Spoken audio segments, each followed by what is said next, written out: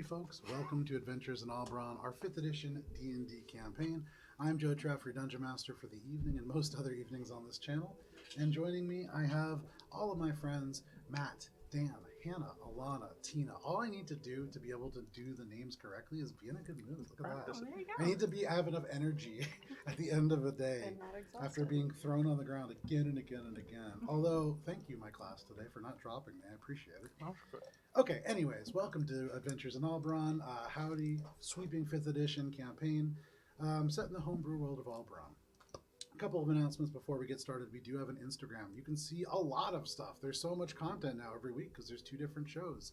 This week, most recently, we had something posted by Alana.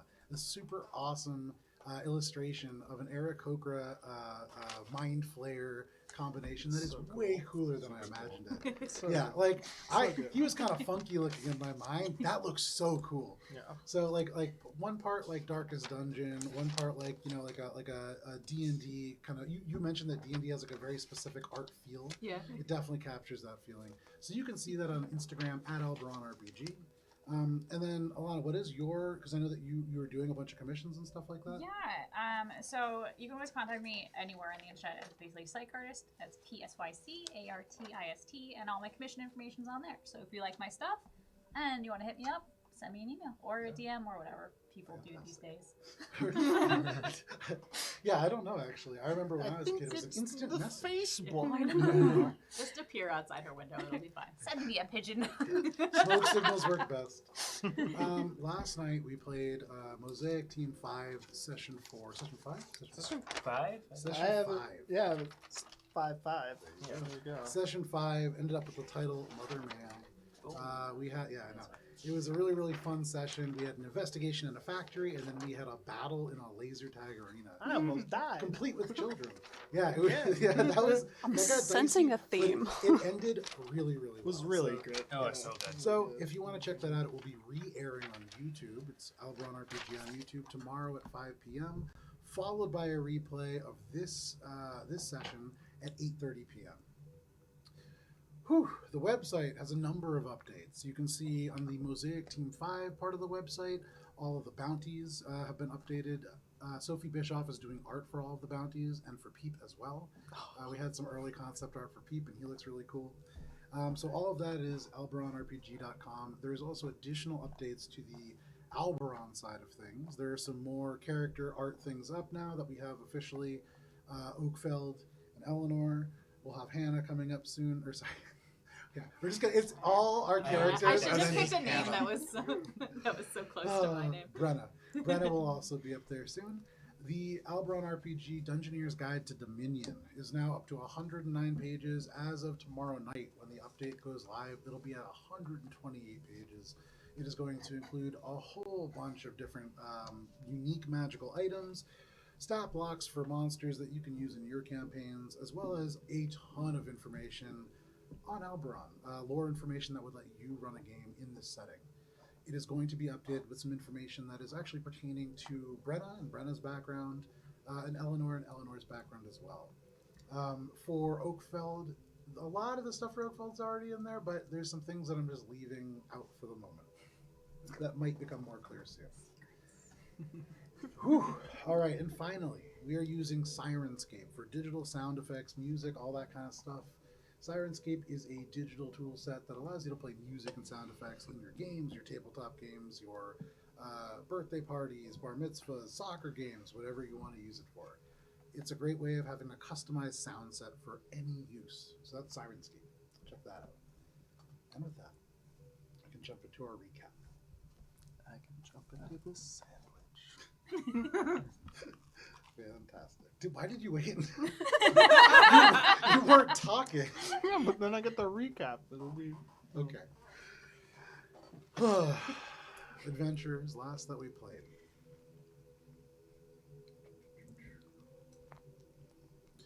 Your group, following Oakfeld and the voices of Melora, the Green Matron, summoning you further and further into the Underdark, found your way into a temple. This temple, sandstone, the very first room that you came into, decidedly dangerous. You entered to a room that had a swinging pendulum heavy, kind of a bludgeoning object. Shay, you darted through and through a space of magical darkness to find a hallway of swinging blades. Unable to see beyond, you just kind of dart forwards with your speed, having no problem getting through. You were able to head a little bit further in as the rest of the group tried to figure out a way to get by and disable the majority of the devices. You made your way further in, finding a statue of a large, or no, actually before that, you met a little bit more of a sinister figure. In a dark room surrounded by candles and strange runes, a horned figure rose, a devil of some kind. He told you that this was an impossible task. He told you that all that lay before you was death. He said that Zystries couldn't be killed, but he would help take you all away. He would help save you. You decided not to take him up on that offer, finding him to be just a bit too fiendish, and pressed on.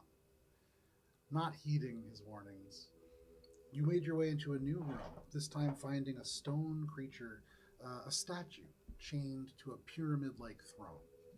This creature, a sphinx.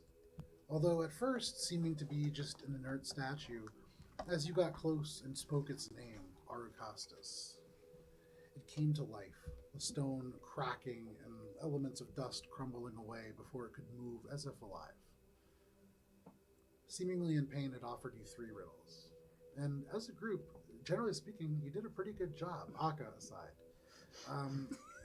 You managed to solve 2 out of 3, enabling yourself to press onwards and seeing the Sphinx sink back into stone. But as he did, he warned you that though you might kill Zystries, he will never die, unless you destroy 4 artifacts. He listed them off, you realizing you have somewhere the grotesque, this statue of pure silver, kind of scowling demonoid figure. You remember just looking at it inspired horror, and currently it is chained in the Dungannon Antiquities Collective. Second item was the arm, your arm, Akka, which you had discovered some time ago. The third item, the eye, and the fourth item, the salt, not items that you were familiar with, so you contacted Mr. Gift and asked him to dig into it. He promised to do so. You all proceeded onwards, finding, at long last, a creature who has hounded you for many, many weeks. Zystries, Mind Flayer. This creature, assuming the figure or the corpse, sort of this Aarakocra, almost emerging from within, now reconstituting its physical form, but needing more of its original power to do so. And thanks to Oakfeld, he was able to pull Akka right into his grasp. You delivered this phylactery to him, enabling him, well, not as many options to stay alive, access to more of his general power. Akka, after ripping off your arm, he decided to spare you. And floating towards this now open portal to which you can see Calypsos, the red dust and sand and howling wind beyond. I said, fuck that. You said, fuck that guy. And you cast Sacred Flame, a cantrip at his back. Unfortunately, Zystries is a powerful magic user. And to replace your cantrip, he casts Power Word Kill. Akka, with like 6 hit points left, you drop dead on the floor. Everybody else around you. For the record, it was literally 1. Oh, yeah, I'm great. at 6. Phenomenal. Oh, yeah, you're at 6. I'm at 6. The party's doing great. So, you drop to the floor dead, Power Word Kill still ringing in the hallway. And in this moment, as the group gathers around and Zystries disappears through the portal, followed by a black winged creature of some kind, that is where we're going to begin for today. Give me just 1 second. I can just pull up a little Zystries music.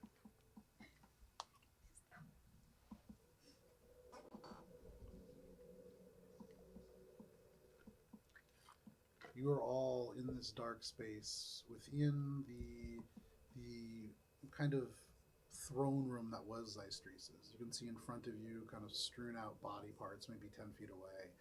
Then Akka's corpse, now on the ground, blood just pooling around this ripped off arm. You can see elements of bone sticking out, ragged flesh. What would you all like to do? Did all the enemies leave the that portal, or are there sandwich. any left? It seems as if they're all gone. But the portal stays open.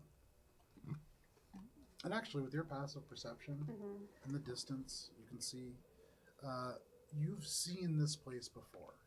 When the aperture opened and the rest of the ninth path went through, this is the Huntlands, where any portal opens up within Calypsos. Those who are supposed to arrive are supposed to immediately be attacked by the Burning Banner, these angelic creatures. Mm-hmm. You see in the distance black and purple figures clad, the ninth path monks, walking unhindered through this desert. 40 feet, 50 feet, and they kind of disappear into the howling sand. I guess I'll go over to Arca. You go over to Akka, and looking down, he's dead. I'm gonna search him, looking for the resurrection stone, because I don't think. Sure, make an investigation check. Eleanor's gonna go to Brenna and see how she's doing. Yeah, sure. That I can't really see her yet. Brenna, now that like the rage has subsided, like instantly the body, like for a little gnome, takes up a lot of space when she's like angry and fighting. Shrink seems to like become much more gnome-like in this moment.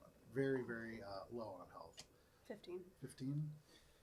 Looking around with a 15, a lot of the items kind of contained within armor, you see like functioning elements. You don't find a resurrection stone. I imagine a minute has probably passed through my charm. Yes. Yeah, It's only probably less worn than a off. minute. Yes. I'm probably going to wonder like what happened. I was just being called to the Green Matron, and then I just was compelled to go do this task by the Magnolia. So I'm going to just wander about to the last place I saw the matron. Oakfield, you take a step forward. As this battle kind of winds down, the pressure fading from the back of your mind from this charm, you hear with a final whisper, just faint, as that pressure eases. Like it comes from far away or long ago, or perhaps a time that has not yet come to pass. You will always fall, and those who gather close will be crushed beneath your rotting trunk. The pressure's gone. Time slows down as the reality of what you have done settles in. The cool voice of the Green Matron, nothing more than a lure. Worse than being fooled, you turn and you look around you. Those that you would call friends, who you brought with you. Akka on the ground, bleeding out. You see Brenna in bad shape. In the world, the color seems to fall away, and your body seems impossibly heavy. For those of you around Oakfeld, you see suddenly the color seem to leave the body. The vibrant blue eyes, they're blue, right? Yeah. Fade to this dull gray, then a sickly brown. His hair at once seems to thicken as the lines on his face grow impossibly deep. He seems to age 1,000,000 years at once. He grows and stretches, and branches emerge, and this stout oak, all at once, with a single knotted face that resembles Oakfeld, eyes closed, now occupies his space, much larger. Oakfeld, through the heaviness of your failure and the sorrow in your core, you feel a strange comfort. In the darkness of misery, you remember the stillness of being formed of wood. You remember the peace, the feeling of connection with all that lived around you. You remember the wind rustling the leaves at the highest tips of your boughs. And all of a sudden, as you open your eyes, you are in a beautiful place. Oakfeld, you cannot see yourself, but you feel as if you ought to. You feel much like you used to. You see many tall oaks that form the backdrop of this grove that you find yourself in, but closer, you are surrounded by small, brightly flowered ohia trees, as well as a mighty Everest cherry, near metallic red bark. You smell floral tones unlike any you've experienced before, confusing for you considering your encyclopedic knowledge of plants. Sour notes that intermingle with bitter, the effervescent sweet florals that still somehow carry a pleasant, sturdy musk. You hear birds of paradise, the calls of monkeys, insects, croaks of amphibians. You immediately hear the chorus of the Feywild mid-movement in its nightly symphony. Almost. You hear the chittering of biting insects as well, and looking overhead, the moon. Familiar stars, though a different hemisphere perhaps. This is Alberon, but you don't know where. You realize in the blue-green grass in front of you, there is an acorn. You can see it must have fallen far from a tree. It instantly reminds you of yourself, alone, astray. You see suddenly a firefly, light, kind of going around, bobbing this small acorn. And as it bobs and buzzes lazily about, you see the acorn split and a tiny shoot begin to grow out. It's as if this small lost acorn with so little hope has believed this tiny light to be the sun. Without question, it responded. Suddenly, the firefly disappears. You see, vanishing off into the woods. With no more light, you see the sprightly green sprout has now emerged, begin to wither. Several inches tall, it begins to fall and turn yellow. Without light, it is dying. It was too eager, too young to think, not yet awakened. You see the grass, too, around this sapling begin to die, as the new tree roots choke the few nutrients from there as well. The failure of this plant to thrive hurt not just it, but the plants around it. In this place, you see, instead of grass, tiny black and purple pustules emerge from the earth itself before popping upward into grotesquely swollen, slimy, rotting toadstools. You look around and you see this place of abundant, varied, beautiful life begin to be consumed by rot. But out of one corner of your eye, suddenly the pointed white petals of an edelweiss burst from the ground, beams of light extending out like searchlights, the petrichor smell of wild magic spreading from its blossoms. You feel the dead roots suddenly purged of this infection as massive power ripples from the blossoms, despite its diminutive size. A foot or so away, you see a magnolia slip between two stones. A single thorn extends from her stem and zips outward, skewering a nearby toadstool. Then another, and another, and another. The plants around seem encouraged by her fervor, as they might by the sun. Across your field of view, suddenly a weeping willow rises, though the rot threatens to pull him down. Whole branches fall away as he struggles to rise, but you see that through the rot, though the rot threatens the plants around it, the willow strikes out, accepting damage to protect that which is not yet tainted. Overhead, you see a red hawk, and you see that it tangles with another bird, massive, dark wings with a bleeding heart. You cannot tell in the swirling slow motion of violence if there is a clear winner or loser, but you feel danger in the air. The rot is coming. Then, suddenly, in the distance, with the rot, there is a light walking through the forest. Beautiful, a green stag appears, glowing a radiant green energy that melts the rot away. Each soft hoof fall causes bursts of radiating life to just extend out. Flowers, bushes, small trees. The rot dies around it. She pauses 20 feet off, and time has stopped. But the fur on this creature shifts softly as if in the wind. Its eyes look at you with glowing green, and they absorb you, transcending time, and with all the failure and disappointment and danger you've been shown, you see something else. The emerald eyes gaze across the field as the powerful flowers and the willow arrayed around you. Look, it seems to say. Listen, it seems to say. Listening, you hear the sound of howling wind and taste the irony dust of Calypsos. The eyes grow brighter, brighter, and brighter until their dazzling emerald brilliance overwhelms everything you can see. All that keeps you from the overwhelming power of the tasks ahead of you are these plants that keep you safe. The willow, the edelweiss, the magnolia, and a red hawk. Though you feel that your honor lay on the sands of Calypsos, it is clear that you must follow those that protect you now, or else again you will wither. Then you smell lavender, as first tens and then hundreds and then thousands of petals fall and block your vision, softly shielding you from the brilliance. A warm and gentle wind rocks your branches and ruffles your leaves like the gentle fingers of a caring mother rocking you to sleep. And you sleep, Oakfeld, knowing truly and without question that you have experienced the touch of the Great Matron.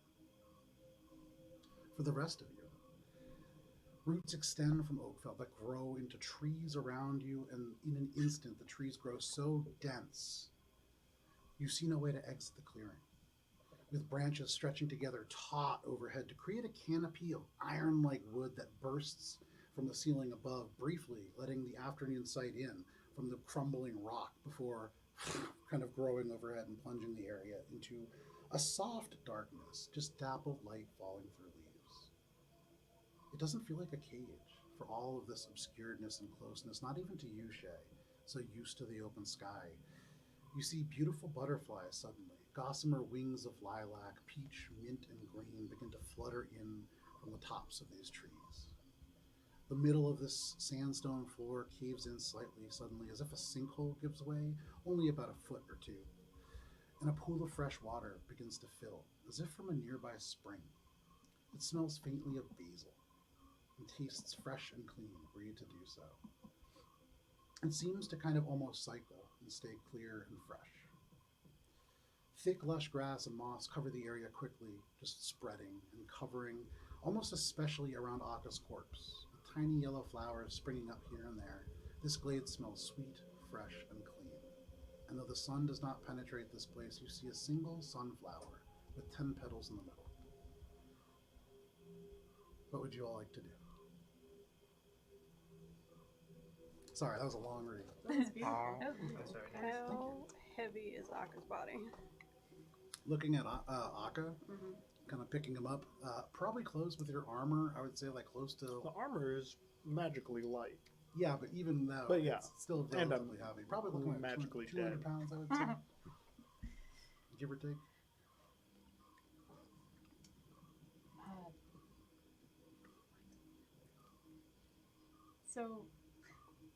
So we're in a grove now? Yes, all of a sudden you see still in areas like the sandstone, but moss and grass grow from it, as if they have roots within the sand, petrified, like little like seeds maybe grown over time. Looking around, there are, instead of walls, trunks of trees that have broken the sandstone. You can see like crumbling inwards. They've broken straight through. And you would imagine, should you cut the wood away up on top, you could probably just climb out into the second floor where the desert is beyond. So is the portal now obscured, or is it? It is, although you can still hear the wind beyond, which would indicate that it is there. Okay. So, Eleanor's gonna check on Brenna, or it was in the motion of checking on Brenna before kind of getting like It's like dazzled. all of a sudden, yeah, absolutely. Are you all right? Brenna's like, I'm good, and I think Brenna goes over to Shay, because I see Shay looking for presumably the resurrection stone. So I asked Shay, "Did you find it?" No. He must have left it with his friends. Find what? We have a resurrection stone, or Akka had one. Oh. Eleanor kind of goes over Akka's body, just like, oh god. The whole arm is ripped away. You see, like, what at one point probably would have gone over the shoulder, this flap of skin now just like hanging loose, beginning to harden. Looks pretty dead. Where's Oakfeld? You look up and you see in the center of this clearing, the branches forming the top part, the center pillar of this canopy, a huge oak. Big, think about like if you've seen Pocahontas, like the mother oak kind of. But Very the textured face, tree. yeah, very much the face is just Oakfeld's face with the eyes shut. More wooden over the texture of skin, but in areas, especially around the nose, the eyebrows, still very skin-like. I kind of like gesture up at the face and be like, what? Everywhere. All right.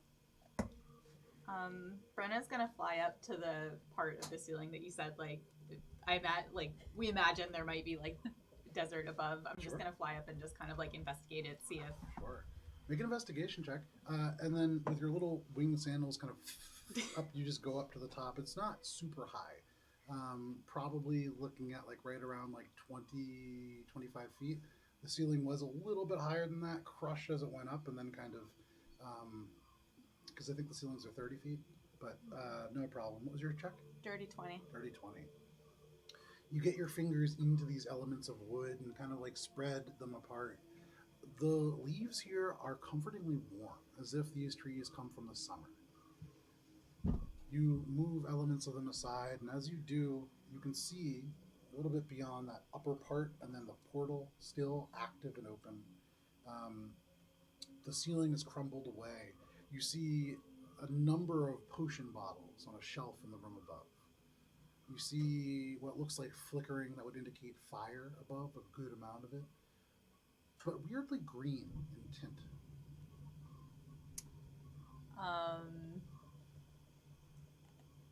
Check out those potion bottles. Sure. So to do that, you're going to need to cut through this wood, or in some way, it's very. This is like almost mesh netting of wood coming together at this point. Do I feel Wicker like basket. this is Oakfeld? Like, Make an insight check, or if you want, a nature check, whichever one. Different results. 9 for nature. Okay. You go up. Howdy Das. You go up and you kind of begin to look at these branches and you follow them to their source. You get to the center where they kind of grow through, and as you go down, kind of tracing them suddenly, you like reach a point where it's just Oakfeld's face. And you're like, yeah, probably. I'm gonna fly back down and just kind of like report what I saw. And then I'm gonna... So you said Oakfeld's eyes are like closed, right? Yes. I'm gonna try to talk to him, like, Oakfeld, are you there? And Oakfeld, you sleep so deep that you hear nothing. I say to Shay, or I say to the group, I'm pretty sure we can get out of here if we just go up. And if the Resurrection Stone is back in Dungannon, then we should probably hoof it. Correct. Do I think I can carry Akka, like, and fly? I'm pretty You strong. could certainly try, yeah. I mean, the way that I look at Brenna, she's definitely going to try. I don't think that in Brenna's mind there's much that she can't do. So you could definitely try. All right. I'll help. Okay, there you go. So I basically, just to the group, I'm like, all right, Oakfeld is, I don't know, we can come back for him, but let's go up then, yes? Is there a way up? Point of order, I cannot fly. I don't know any way to get up outside of just climbing. And I could, like, pick you up and fly you up there and run a freight service. And then I think I'll try to, like, answer Shay's question, just explain about how, like, I, like, moved the stuff aside and found a room on top. well, I guess Shay, you know the most about what's going on. It's your call. I feel we need to do something about Akka first and foremost. Which means returning to Dungannon. Alright. I also just can't leave Oakfeld here. Though I don't know how we're gonna... He's a whole tree now, though? He's, like, all the way a tree. He's been like Tree Junior before, or like Yeah. Diet Tree. This is the full thing. I just feel like if, like, we need to save Akka. Is Oakfeld's trunk within arm's reach? Yeah. Can I, like, knock on it? I'm just gonna, like, knock on the... Would. Oakfeld? Knock again. Hello? You knock again and there is no response. The eyes, a little bit, you think, almost flutter. And it's eerie. Just enough to let you know that he's alive, but certainly asleep. Or not answering. Alright. Oh, if we did wake him up, what would we do with him here? All right. We'll figure out a way out. I guess if we are just going up, then we need to clear out a way up, or else we could just backtrack the way we came. But that's what it. Basically, a day's journey at this point, all the way back. At this point, it's been about a half an hour for you, Shay, with your passive perception. Off in the middle of this clearing, those 10 petals, one just falls to the ground. That's upsetting. Okay. How long has it been since we left the ship? Roughly. I can tell you exactly. Oh, actually, here, make an intelligence check because you don't know. Exactly. Damn. It's a 14. 14. Somewhere between like 5 and 10 hours, give or take. In the darkness, it's so hard to tell. You know, it's easy to lose track of time.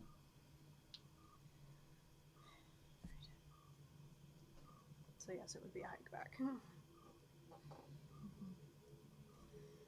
All right.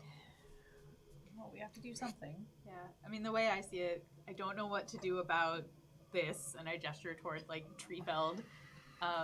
And I don't know what to do about that, the portal, but we do know how to help Akka, so that's the only thing I can think of to do. All right.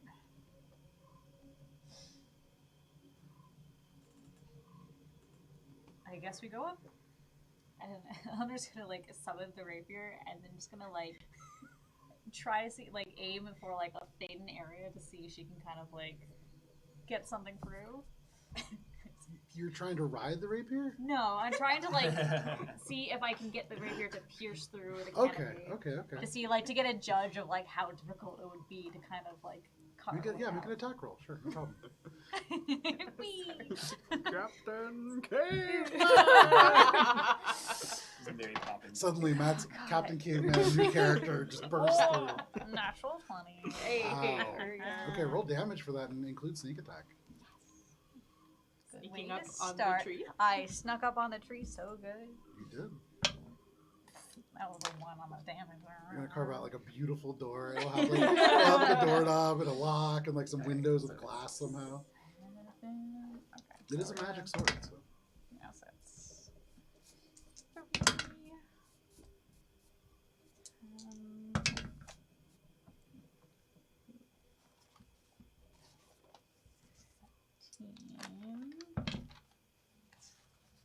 21. 21. Oakfelt. You take 21 points of damage. Suddenly, you have this thing. The rapier flies up, shimmering and then just disappearing, cutting easily through. And one of the branches, and then blood out of that branch. Oh god! Oh god! Your rapier kind of returns. You see just a little bit of blood drip off the tip. Okay, so that's a poor idea. Poor choices. Jeez, that was horrifying. I'm out of plans. I'm out of ideas. Ron is just gonna fly At up this and just point, try to about lick an those. hour has passed, and you see again that second petal. Oakfelt, in your mind, in this beautiful sleep, for a moment, you feel like you can almost picture something. You feel a gentle wind, a guiding wind. That's all for now. Can I fly up and instead of like stabbing, just try to like move things out of the way? Sure. Stabbing has happened. You go up. Gentle, You see gentle. an area where like the branch just ends and blood drips down through the wood. It's broken wood, looks totally like a tree, Yeah. but there's just blood dripping down between the fibers. You begin to move elements of this tree away. With careful time, you can kind of pull things away, but even being very careful, with some help, probably it would take about a half an hour. You could probably do it.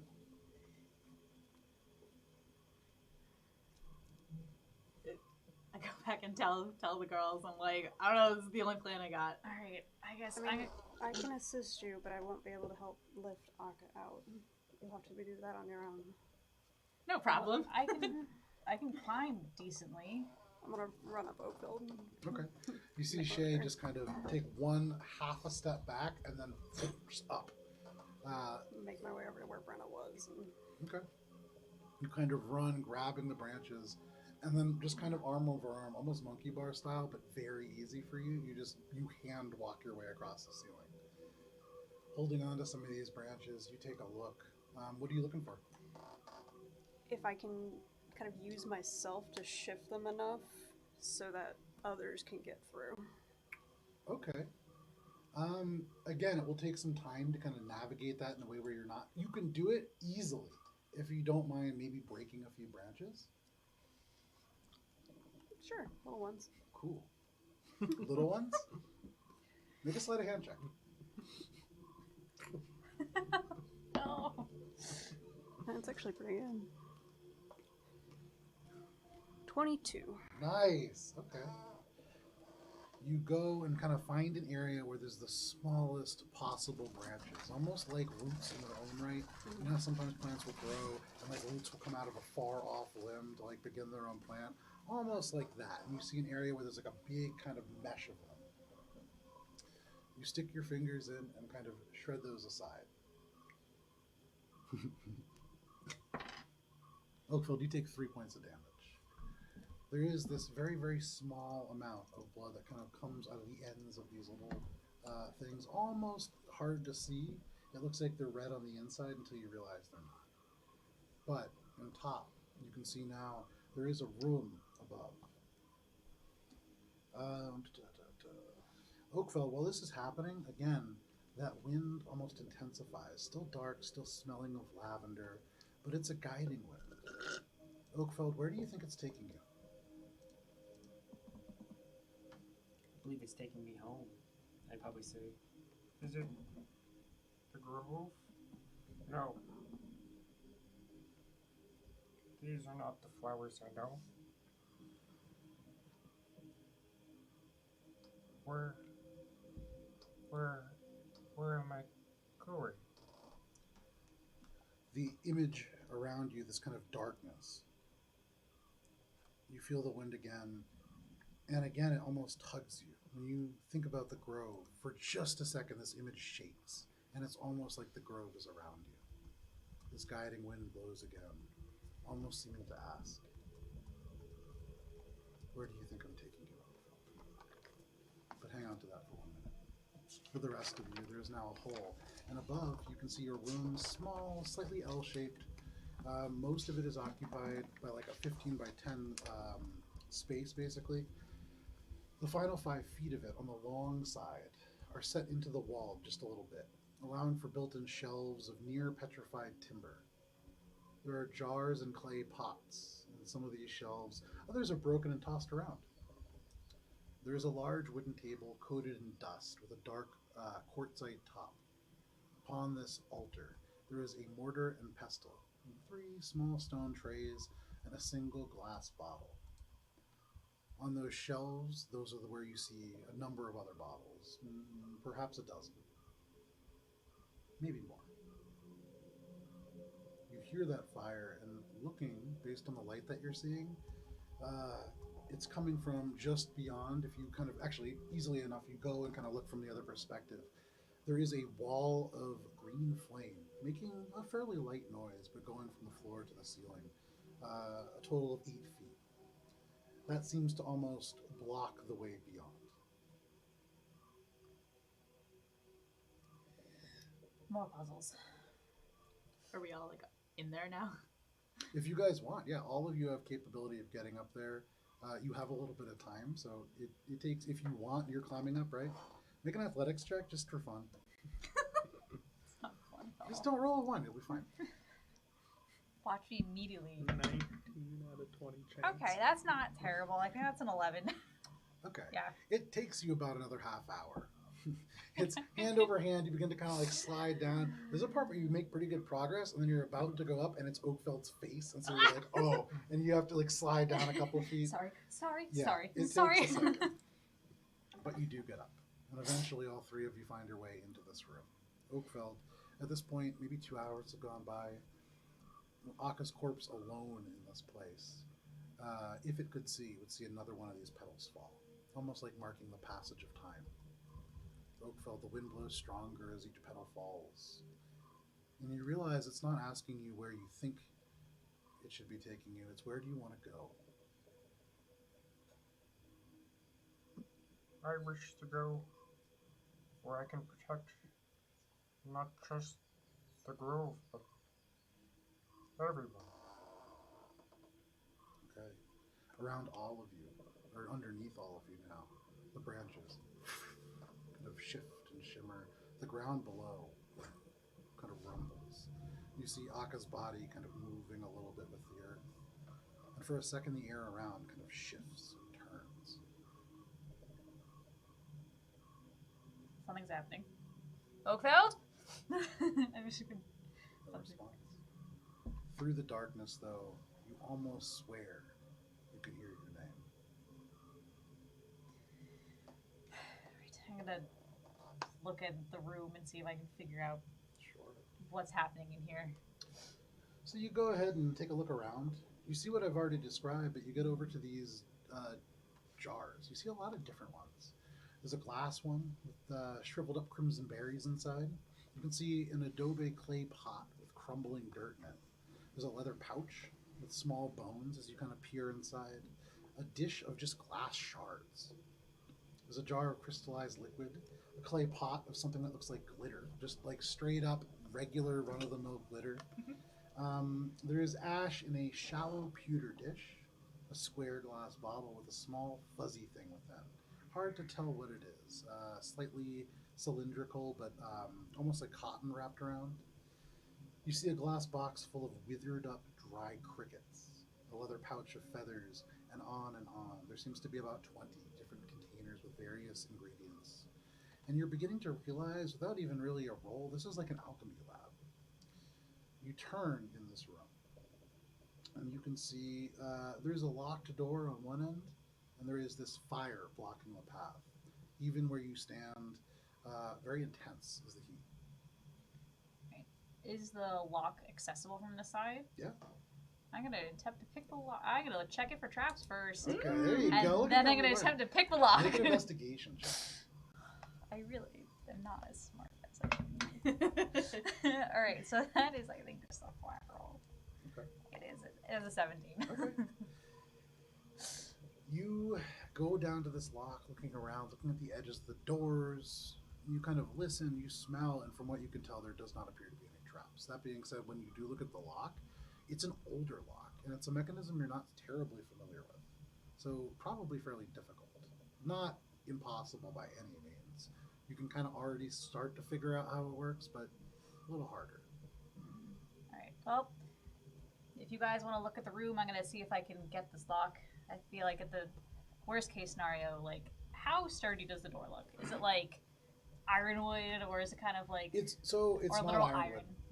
iron? It's not that strong of a door. It's a stone door. Okay. Yeah. Alright, so at the very least, I feel like between the two of you, we might be able to break it down if I can't get this, and I'm going to try to pick the lock.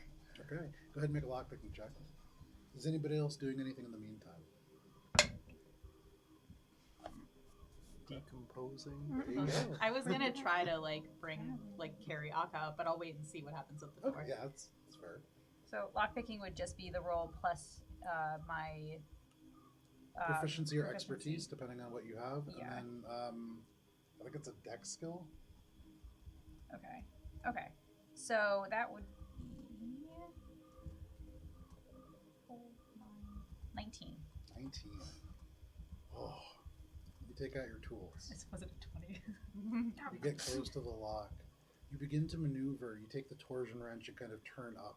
And as you manipulate the different picks, kind of turning each tumbler, you get 1, you get 2, and then tink, snaps off. So close. Perhaps. Is it like irreparably broken or just harder? You peer in and you can see it does slightly obscure your vision, so it will make it a little harder. But you can certainly try again. Oakford, in the darkness, you feel the breeze once more strong. And as it blows, this time again, almost clear, you can hear Eleanor's voice through the dark. Oakville, The wind blows again.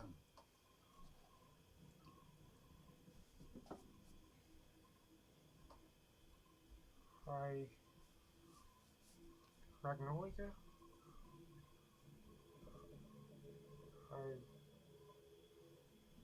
I need to go. And my mind flickers through my past, through the ideas that have really made an impact on my life. I think of the council meeting Okay. where I was judged by all the elder trees around me as I was sitting there alone, speaking up. I remember the words, Then I will go it alone. to the response of, if I do not protect and just wait with the grove, I will go it alone. And that echoes through my mind. Okay. The wind blows again. A little cooler this time. Almost seeming to ask you for sure.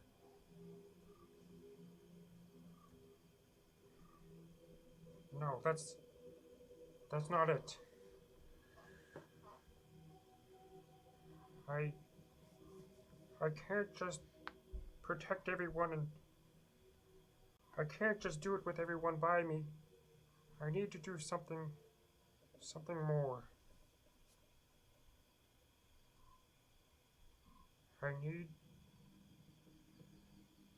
If I am to protect the grove, I need to protect everyone.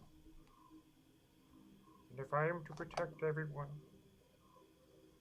I need to make everyone believe that nature is part of them. We cannot be separate.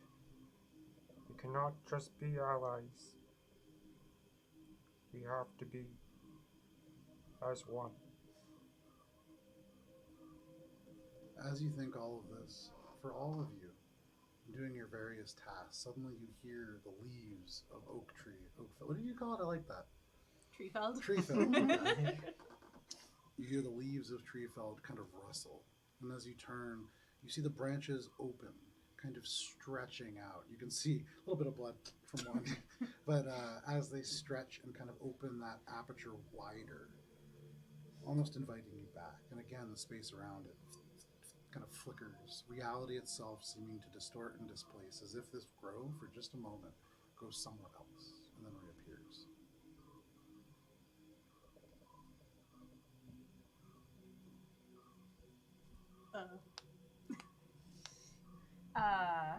Should we? This day's been too weird. Too weird. I just try to pick the lock. Okay, make a lockpicking check. Alright, much better. So it's 22. Not enough, right? It was 5 up, so 25, yeah. That's unfortunate. Genius. Yeah, right. Rough, buddy. This is not You where my hear roguish something, talents a have dead gone. body trying to. You get this next pick in, and this time you only get to 2 tumblers, and now they're kind of crossed and wedged, and it's getting to a point where it might be kind of tough. You can try again. You would imagine the difficulty's getting about the same increase each time. Yeah, it's not gonna be good. Okay. We do still have the devil. That's true. And something freaky is happening with this tree fell situation. I'm kind of wondering if he's trying to help us. I lean back over the hole that we came up and be like, Oakfeld, if you have any ideas or feel like waking up, now would be a great time. In the darkness, as you think about needing to protect everyone, you hear that voice, still seeming a little bit far away, but more present. It draws you in, that idea of going it alone, almost pushed out of your mind. But again, this wind blows. If all of you were together, it seems to kind of swirl beyond you. It goes to wherever the voice was coming from. Where would you go?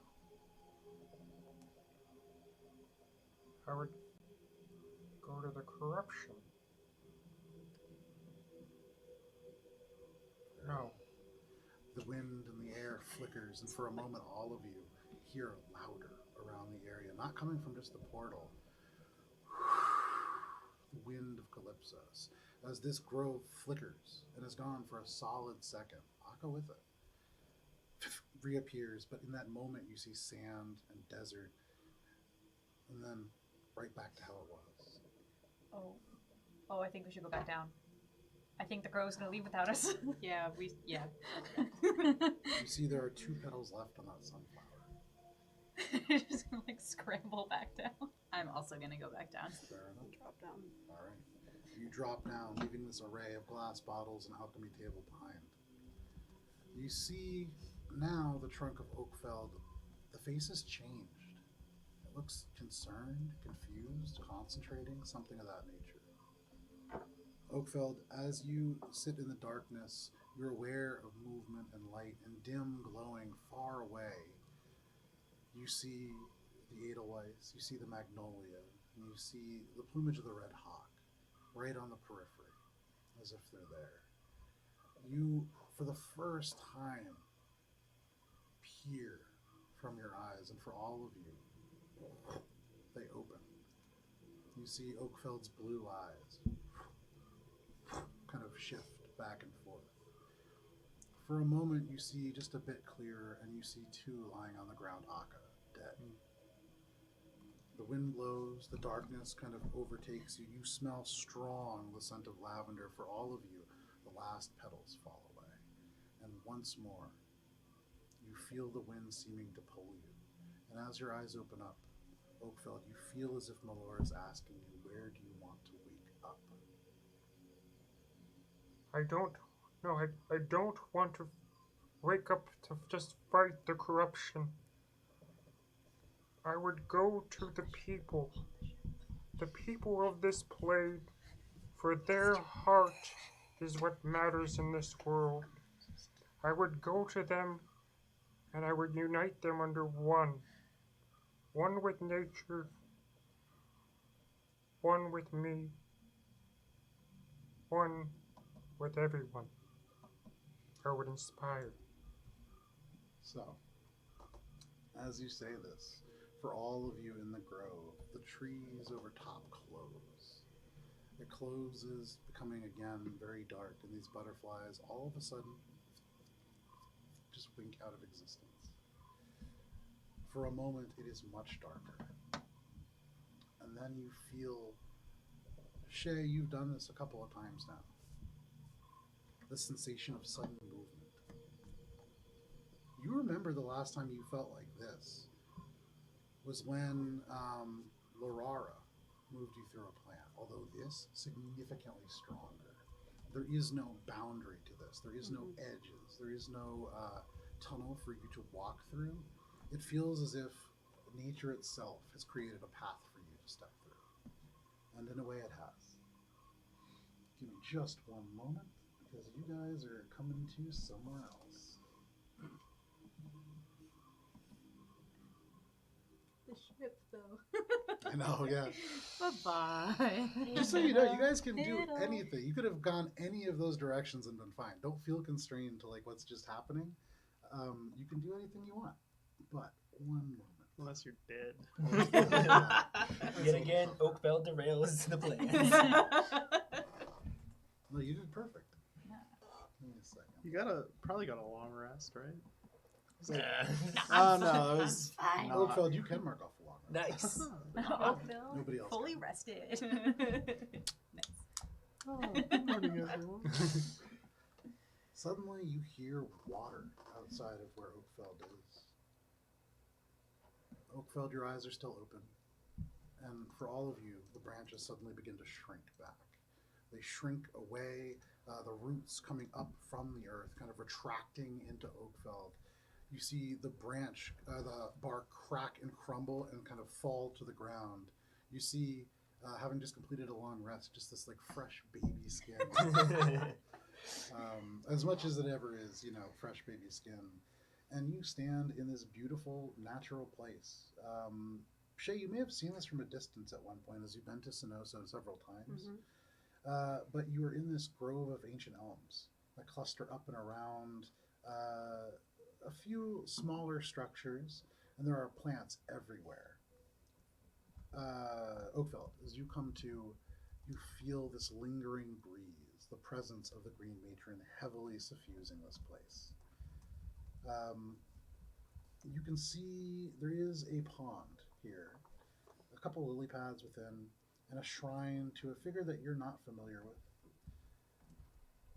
But this grove, as much as it is a grove, you hear water outside and you hear voices. As you all kind of readjust, now being in a dark place, as you spent a couple hours down there. The sun probably having recently set, you can still see just little elements of like a sunset off in the distance, like little bits of purple. But you are all now in the Alduin Temple to Melora, Eldath, Maleki, and Saloon. You see these different religious icons kind of hung from trees in this beautiful space. The wind fresh. But for you especially, Shay, you are back in Dungannon. Well, I guess that's one way to do it. There is a dead Akka right in the middle of this place. He came with you as well. Good, we didn't. Do I have a rough idea how far we are from the You're in collective? Sonosa. You're fairly close. It's probably about a 20-minute walk, and you will have a body with you. But it's probably about 7 o'clock at night. You have the cover of darkness, sort of. Cool. I mean, you are I'm in the gonna city. like kind of heft him up so he looks like he's just like leaning on me. Weekend at Weekend Bernie's. at Bernie's. I love it. Okay, make a performance check. Oh, fantastic. Those of you seeing Shay kind of doing this, has anybody got to go help? I'm gonna I'll help. get my cloak and kind of like lay it over Akka so it obscures him as much as possible. I'll So- help like hold up his weight a bit. So each of you take like one side, kind of propping him up. Aka's head like lolling slightly. You take the cloak and kind of tie it in a way so it can only kind of go a little bit side to side. So it's a little more natural looking. What was that performance check? Dirty 20. Dirty 20. Okay. Why couldn't we just go get this done? I don't know. I love this though. So the two of you together kind of find a way that you can almost like three-legged race with Akka. Really, I guess a four-legged race because you guys each have 3 legs. Then Akka, kind of has one attack. But yeah, he's just moving around a little bit. If anybody wants to, you can take a second and kind of tie it up so you can move your arm and puppet him. But with no problem, you begin to kind of move with a drunken-looking Akka, kind of stiff in certain regards, but. Oakveld, what are you doing? You now are back in your human form. My fatally duty, I've misunderstood it all. Oakveld, let's go. Huh. And then I'm gonna look at Shay, and for the first Already time, watching you just like walking. first time Yeah. I can see the flower because I remember first realizing the flower. The white lily. Already walking. And she walks away, white lily or not. You begin to make your way through the streets of Dungannon, weakened at burning the corpse of Akka with only one arm. But the cloak doing a very good job to obscure it, and him having lost, he basically exsanguinated. That actually serves to your benefit. He doesn't just drip all over your cloak. I got no blood. You have very little blood in your body. Oh, I at guess this that's point. true. You rip your arm off. Yeah. Eleanor's gonna be kind of like shepherding Oakveld, like we can process what happened later. We're gonna have a very long processing session all together. Yeah. For now, we go. And you are hasted, so that with the adrenaline dump as well, yeah, just like 2 seconds examination.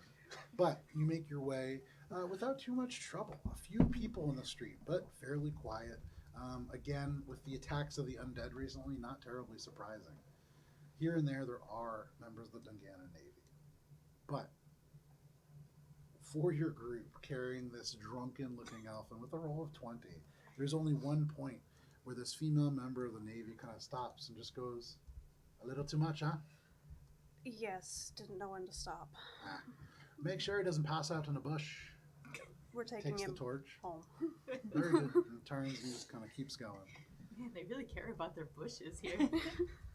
Well, they keep getting destroyed. So they have 4 bushes total in the city now. They really have to preserve them. It's a lot of wasted revenue. Yeah, absolutely. That's more than when Gunther was alive. That's true. So you make your way back to the Sinoso Museum, kind of passing by a few people, but the street's largely empty. You make your way to this underground space, first opening the door, entering this kind of false sewer or basement passageway. You step into these puddles, and to the end, opening the door, you can see Mr. Gift sitting at this table, holding on to this beautiful, glowing, milky stone. He Shay has stands never up met at him. once. Huh? Shay has never met him. You've never met him. Okay, he's a human, and you are lugging Akka into the door. So he, seeing Akka, stands up. Holding on to this resurrection stone, he steps forwards. He is going to take the stone, kind of look at all of you, not really sure what to do, and then kind of gently tap it against Akka's head. Akka. Take his hand. Go ahead, just roll a d20 for me.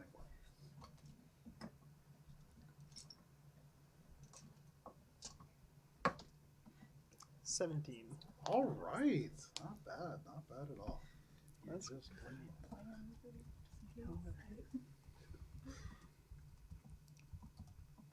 So Akka. In nowhere are you. For just a moment, you have the opportunity to really, truly express what it means to not exist. Hmm. It's almost as if that last moment of eternity, that last moment of your life is stretched out infinitely long. Hmm. You feel the moment that your heart stops, and that moment is stretched for hours, days, years, hard to tell. And then you feel pain, immense pain, unlike anything you've ever felt before. It feels as if your arm is on fire, as if every muscle is at the same time cramping up and locking down. You open your eyes. Screaming, it echoes. You see Mr. Gift kind of recoil away. For all of you, They're just like, suddenly again, it just begins to bleed. But you see, with the blood falling onto this floor, these spectral, writhing, black and purple grubs that just onto the ground and seem to just dissipate into nothing. I'm not gonna scream this more, point, but I'm yeah. just Screaming. I'm just like, At this point, from down the hallway, you hear a door scrape open. I feel like I'd probably pass out at Sure, some no worries. You point pass right out. You see a dream from the pain. You see a blue dragonborn suddenly appear wearing what looks like crafting leather, has this like strange looking metal hat on, large, long gloves, which he doesn't normally wear. Being a dragonborn resistant to fire doesn't really need that, so curious. But looking down, she sees Akka bleeding out on the ground again. She scoops him up like a child. She is massive and strong. She looks at you, Shay. Why did this happen? Yeah. Stupid Akka. She kind of throws him over the shoulder and just begins to run. Just clang, clang, clang, clang down the hallway. Akka, if you are awake, you are jostled and jostled and jostled. I'm probably like starting to come to, and then like hit my head on Drea's back, and I'm like, oh. You kind of come to in and out. You know, you open Yeah. your eyes, Like- suddenly you're on a table. Like 40% in this Sure, right yeah. now. So you open your eyes, you're on a table, fire, like a forge burning next to you. You're in Drea's workshop. Things are a little bit neatly organized here, more than you remember. And looking up, you just kind of black out for a second, but looking up, there are neatly aligned ingots of different metals, very carefully sorted. You can see Drea suddenly step into view as it kind of blurs and stretches. And as that happens, you can see she has a number of tools in her arm. She kind of leans down and goes, "This will hurt." What? And then another face kind of appears. You see Glub just right in front of you. He goes and says, "I'm helping." Oh, You God. black. For the rest of you, you hear the sounds of like metal grinding. Mr. Gift kind of looks a little bit anxiously and goes, wait here just a moment. And he just scuttles off. He takes like 10 steps down and goes, oh, I don't know most of you. Just a moment. And he kind of turns, opens a door, disappears down the hallway. He is going to return. Give me a second here. Oh, no, right. You were asking him to research, so he didn't do that. Oh no. So instead, he just runs down the hall. You see, or you hear the door open. You hear, I'm helping. And then the door shuts. Mr. Gift kind of bursts in right as you kind of lose consciousness. You hear a conversation happening. You hear metal being struck, like things are already going on. The door opens up. Again, you hear, I don't know if I should touch him. It shuts. And then Mr. Gift kind of hurries back in. He's kind of dappling the sweat away from his head. He'll be okay. Drea is a fantastic artificer, and she can replace his arm. It will not be natural necessarily, but it will take a few hours. I'm Mr. Gift. I run the Dungannon Antiquities Collective. Welcome, if you're here for the first time. He kind of looks at you especially, just kind of in your strange, sort of almost near daze. Who are all of you? Eleanor, Eleanor? Brenna, friends of Aka. Okay. Friends of Aka are friends of ours. Yeah. Listen, Mr. Gift. Yes, he's still like looking at Mantrini over here. Thank you for saving our friend. I just got curb stomped. Is there a bed I can sleep in somewhere? Yes. What's your name? Oak. I'm gonna think about my last name, Feld. Am I still Feld? I just say Oak. Oak. Okay. If you do need a place to sleep, go through the central door. On the left-hand side, there are a number of single rooms. 6 of them, they are all currently unoccupied, though the furthest one down is very messy. I would not stay in that one. We had a small fellow named Ogletree staying there, and it's very messy. If you wish to sleep, it will be some time. I think that might be good. Yeah, Brenna just heads We've for one, like not another word. No worries. We've had a day. What as you time may is it? imagine. Yes, what happened? Well, we got there, and then we went into the tomb. The And tomb of Zystries. Yep, Okay. yep. There was a bunch of puzzles. There was a devil, a sphinx, and then Like a- Zystries. The Mind Flayer. Yep. I know that Aka had asked me to look into things, and I meant to pass this on to him. There were some items that were mentioned. Yes, yes. The eye, the salt, the arm. I don't know if you know much about what we do here at the Dungannon Antiquities Collective. We make a business of tracking down magical items in Dominion. The salt is something that re-emerged relatively recently. The eye, something that we've been looking for a little bit longer, although not with that name. And Brenna's gone. Okay. I'm Okay. like in bed already. So, for the salt, about 5 days ago, there was a massive surge of undead, emerging from the Dark Wash River north of Mudtown, a city that had been relatively untouched by the dead so far, owing to the heavy mud outside. Mudtown itself seemed to be overrun. Survivors did make it out, and they arrived in town recently. They mentioned that there was gnomes there and dwarves who seemed to sort of lead a charge of the undead. One of them seemed to be a living champion with control over unusual magic, and the staff that they wielded, a giant crystal of salt. It does seem to be too closely linked to be a coincidence. And there is a powerful undead presence there. So I would imagine that is what you are looking for. The eye. Tell me, Eleanor, where are you from? Well, here, more or less. From Dungannon. Have you ever been to Nocturne? Yes, Ah. yes I have. Well, if you are familiar with the three-tied accord, we've had some dealings with them recently. You can just see like Eleanor's face go a little white. He's kind of like, when he talks, he's a nervous guy, so he kind of breaks eye contact and begins to move his hands around. Okay, wheel, very nice. Thank you, Talon. I'll get back to that. We've had dealings with a three-tied accord, and there was a time in which they had an item of interest to us. This item, sort of a mask, it is heavily cursed, and so the three-tied accord were supposed to keep it and keep it guarded.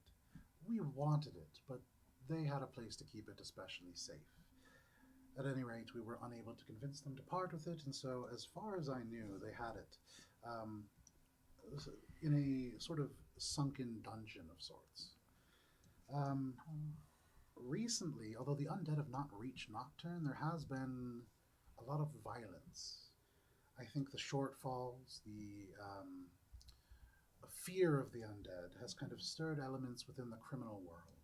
And there's much violence in the Avenue of Everdusk, so it would behoove you, I would imagine, to go there first. We do have some idea as to where it is. I don't spend much time in Nocturne. I don't know much about it. There is a wonderful black market there called the Jade Exchange, and there are quite a few items that I'm interested in there, but this seems to take priority. Yes. I wouldn't have. Does the description of the mask ring any bells for me? No. Okay. Yeah. Okay.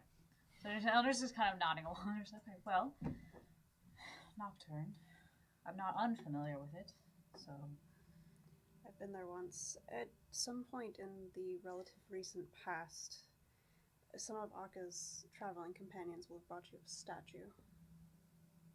Yes, absolutely, we have that. That's sealed away.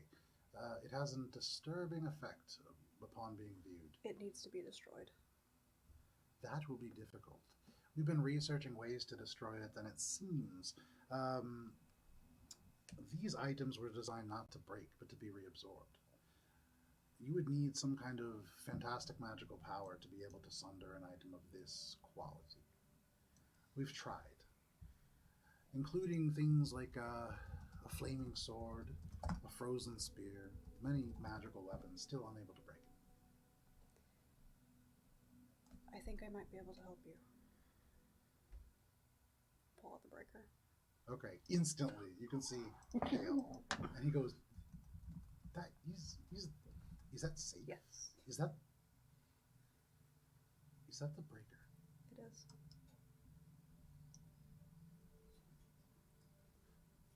Where did you find that? That is a very long story. Which we told him a little bit. Very, very little bit. Okay, that will probably work, but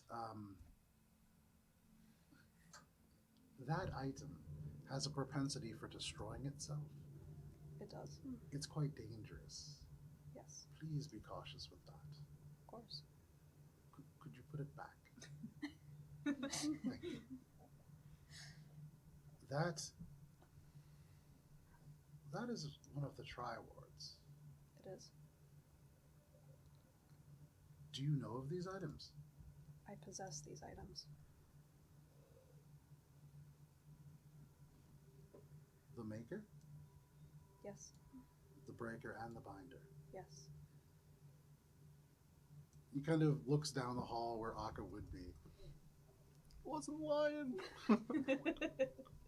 That's incredible. They were hard fought to win. Well, with the breaker, you could certainly break this. But you know, combined, those are more powerful. Yes. That would be worth talking to Drea about.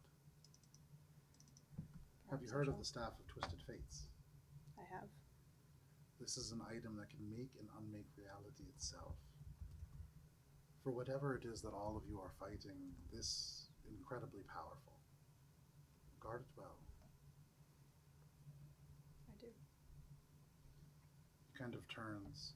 If you would like, I can show you where this is. Yes. Forgive me, I will only be bringing one person for this.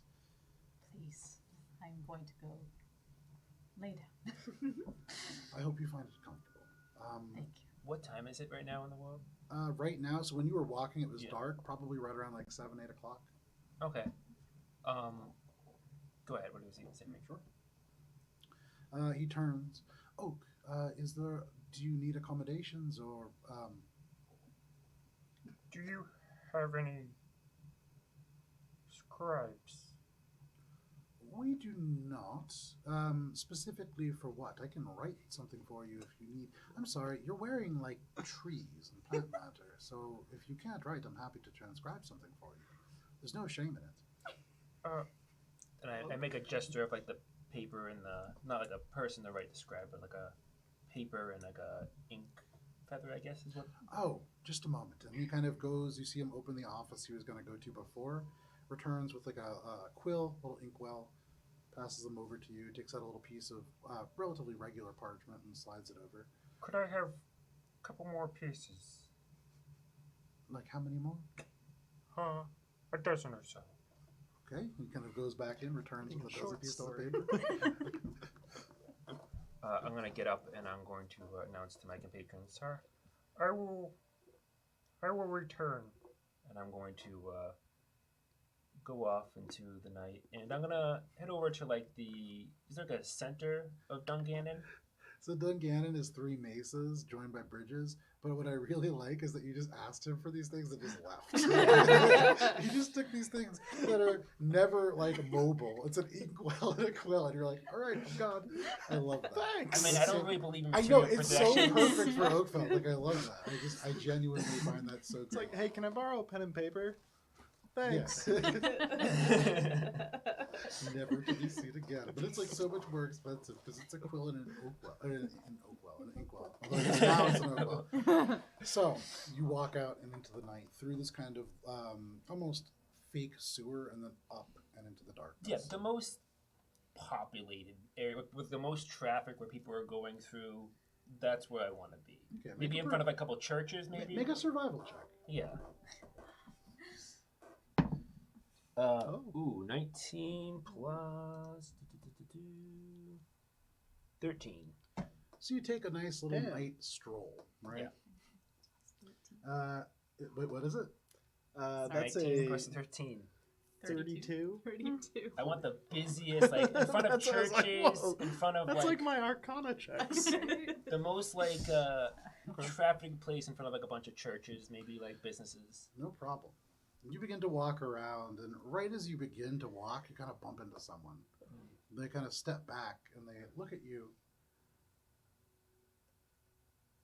Sorry, I forgot how to do accents for a second. They vomit on your shoes. No, they go up to you and just go, "Oh, you're not from around here, are you?" No, I am not. You know what? I've had a pretty good day. I'm a tour guide here, and if you need to find something, I can help you out. I'm on my way home, but I'll tell you what. You got any money? I'm gonna just reach into my pockets and pull out my classic acorns and pocket lint. Make a because I almost went with a diplomacy check. Go ahead, make a persuasion check at disadvantage. The pocket lint's the disadvantage. 4. Or Or one and they spit on you. A 4. well, you know, in Dungannon we really work on an economy, and you need coinage to find anything. So best of luck to you, and I'll see you. He kind of walks away. You turn. You do see down the street, and you remember you did come from a relatively holy place, Aldwin's Temple. You saw the signs from Melora, but also to Eldath, Melikai, and Saloon. Could you repeat that real quick? Sure. Melora, Eldath, Meliki, and Saloon. And you mentioned one more before that. The Alduin. Alduin Temple. Also, Yeah. Alduin, you would definitely know. Prior to this is in the first age. There used to be a proto-continent that was what is currently Dominion, the continent that sunk to the north called the Ald, and the Sunrest Islands. That was all together called it was called Aldwin. So the Aldwin Temple is an old temple. It is a temple to old gods. Gods of the wild, god of the moon, god of earth, god of nature. You kind of look around a little bit more, taking a little bit more of a walk. This is going to take you some more time because you definitely did not succeed with that tour guide. But you head by in an area called the Peace Field, kind of in northern Sonoso. There's a gray church with towering 4-story steeples, 2 of them. And through this this kind of almost like a graveyard without graves, it's fenced in and looks like it should have graves. You see a little marker above it that says Peace Field. There are these small strings with bits of glass or maybe chimes or stones that all softly kind of sound in the wind. This looks like maybe some kind of a church, kind of hard to tell. You can see a large chimney from it. There is maybe a few people in there, but you don't recognize the symbol. You walk a little bit longer, you see an alabaster gauntlet, which seems to be another church-like building. You see a huge, sprawling church on the northern rim of Sonoso. Jagged architecture, gray stone swirled with orange. That almost instinctively seems to be something related to magic, a god of magic, perhaps. But those seem to be the religious Is places. there a name for that god? So interestingly, the god of magic is Mistra. That's what most people know. Mistra sacrificed herself to create the weave and allow all mortals access to magic while also defeating a dragon. Good times. However, specifically, as you kind of wonder and get a little closer, this is to a god called the Prodigal Son, a supposed successor to Mistra, who created the weave, Mistra being the one that created the weave. This is more of like a new age god. Mhm. But that's what you see. Yeah. I think Oakfeld would clear. There is another church, and you see it is called the Church of Earthly Delights. For you, Oakfeld, it is certainly a brothel, not a church.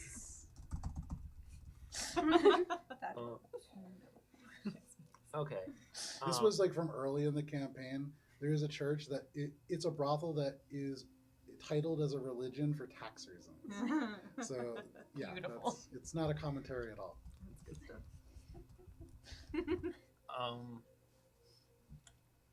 I'm going to probably find myself in like probably the central square of where most people will be traveling around. So that more area. like shops.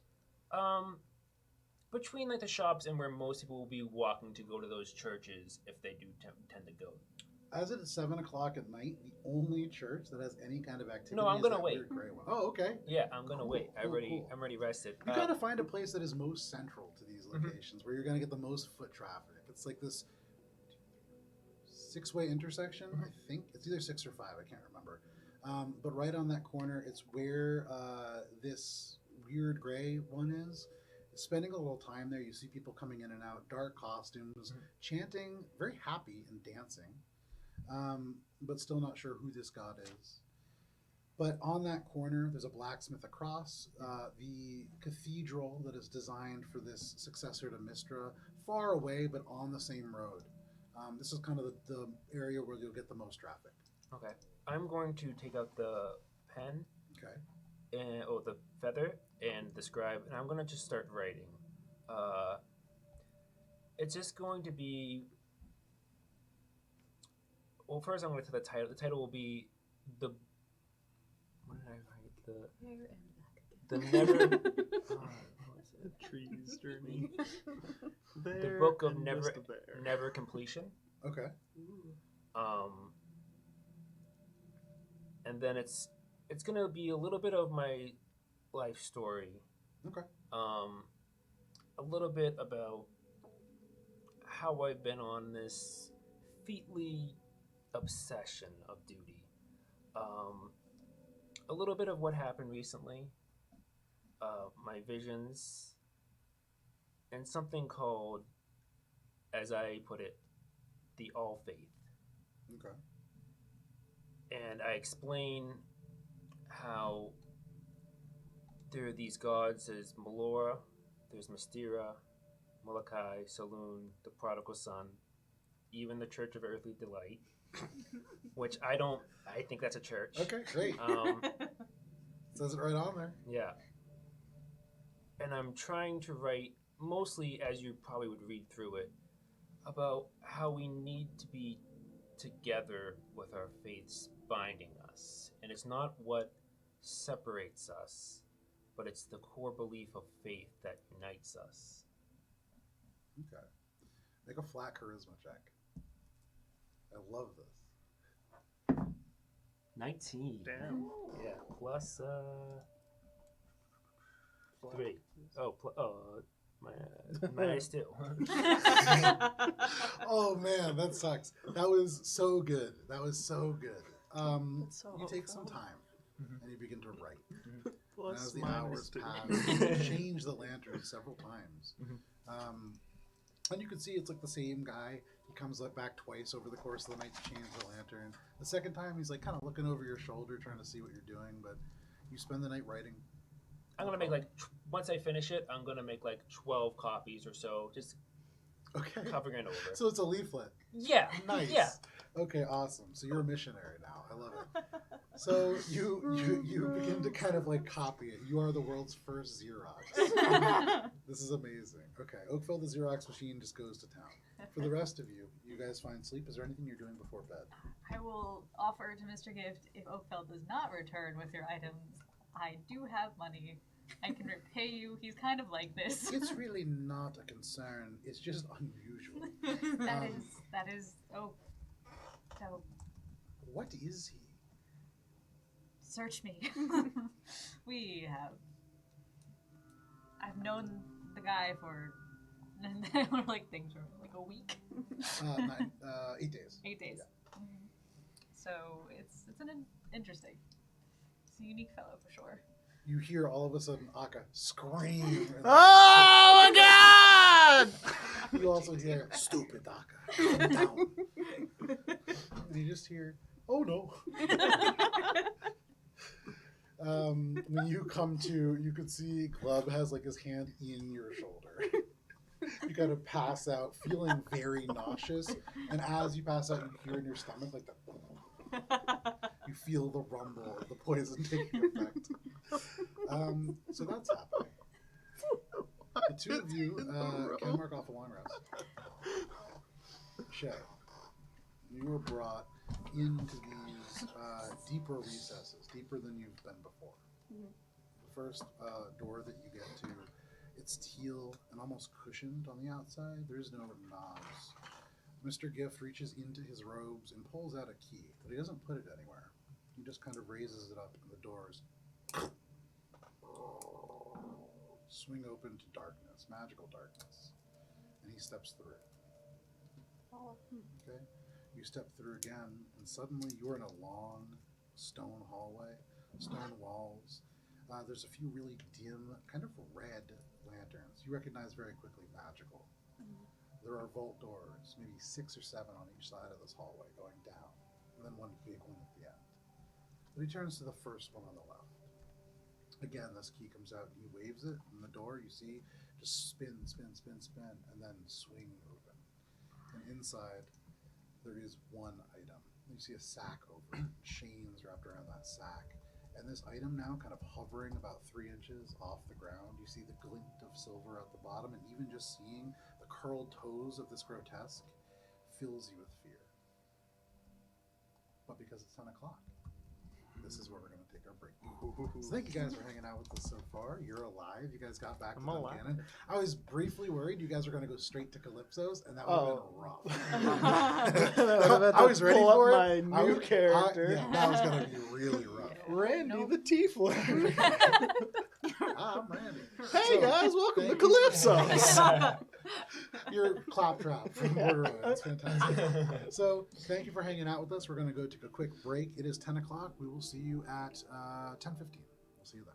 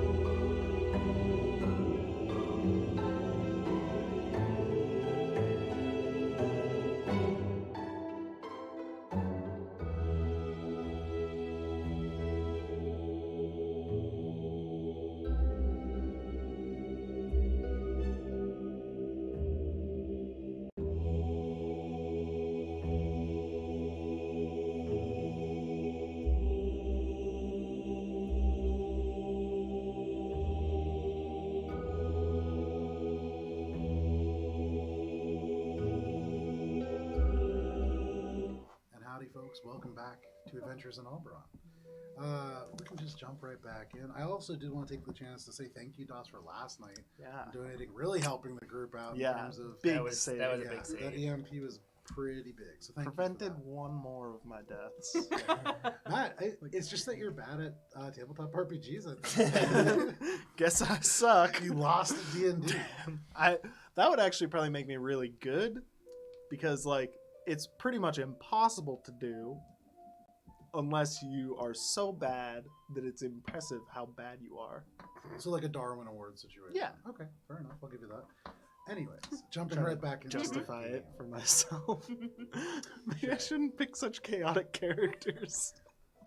I don't even think Akka's that chaotic. He No, just makes a couple no, bad he's just he's a smart kid with no wisdom and no impulse control.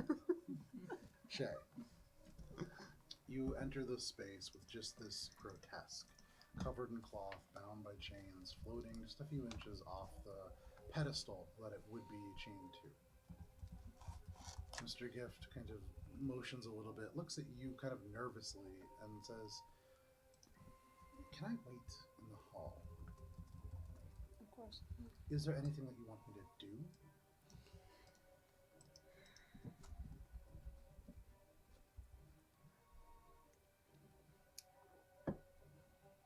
You No is an acceptable answer. I'm fine waiting in the hall. no. He just kind of goes out. The door shuts behind. You are left alone in the space with this thing. And as the door shuts, it feels like the shadows almost get longer around you. I don't like this music. I'll pull out breaker. Okay. As you pull out the breaker, it vibrates in your hand. The scars on your arms light up. You could feel it wanting to burst, wanting to explode. And in a way, it feels very familiar to the rage that sometimes builds inside you. But what do you do?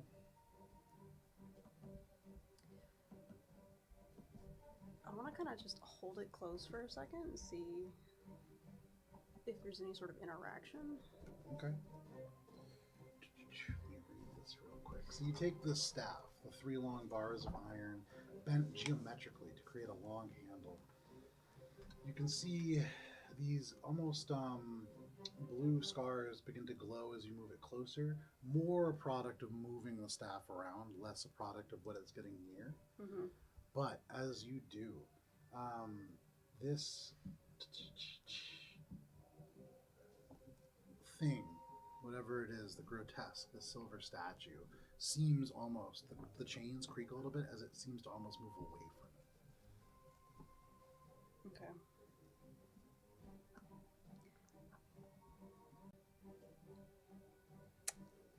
I'll activate its bonus action and hit it. Okay. Go ahead and make, I'll say, make an attack roll just in case it's a natural 20.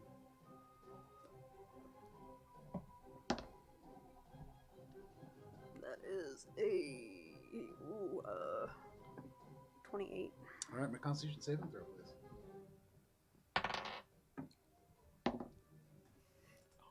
Oh.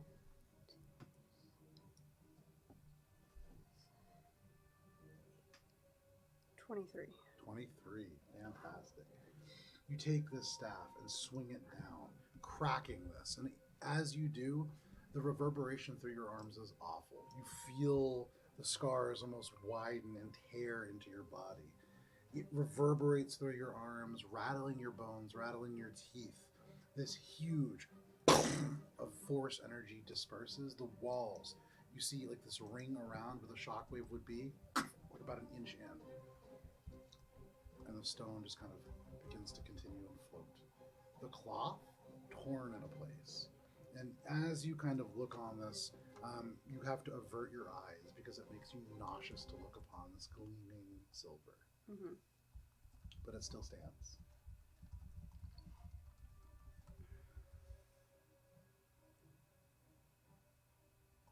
Hit it again. 'Cause You I haven't- certainly can. I rolled for an action. The bonus action is it's only for the next attack. Even if I have a multi-attack, it's Correct, part of the because same. it's for your next attack. Okay. Let me just double check that. I wrote Says the next time you an attack. It's an attack with Okay. hits, so that's one attack. Okay. Mm.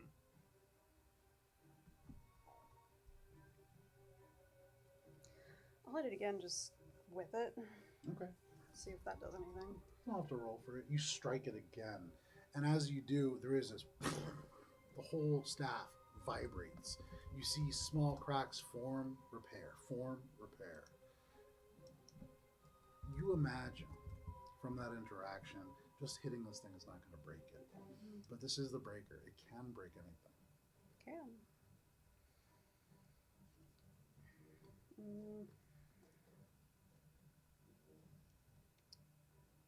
I'm gonna put it back though. Okay. And head back over to the door. Okay. Just kind of knock on it. The door kind of swings open. He looks in. He immediately kind of pulls back a little bit, seeing the grotesque a little bit revealed. Yes, that's not done.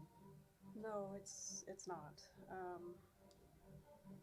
This Dragonborn you mentioned, I imagine she's busy with Akka, but Yes, perhaps in the morning I will speak with her. if you wish. Have you met her yet? No. She's a bit abrupt. She doesn't mean anything by it. It's just how she grew up. We all have our quirks. So are we leaving this place then? Yes. Let's go. Yes. Kind of steps aside, opens the door a little wider, Mhm. and then shuts it behind you. Mhm. You guys return. If you wish, you can mark off a long rest, unless there's anything else you want to I'm do. gonna head out and find a high spot. There you go. No problem. You find a familiar high spot. I've been here a number of times. Across from the Tufay Museum, another kind of almost bank-like structure.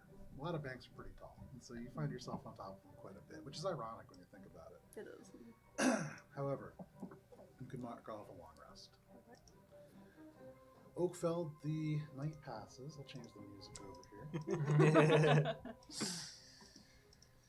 And over time, the streets begin to be more and more crowded.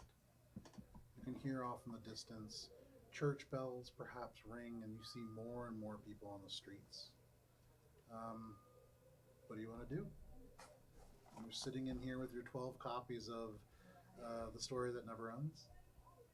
The book of Book of never-ending completion. Okay, the Book of Never-Ending Completion.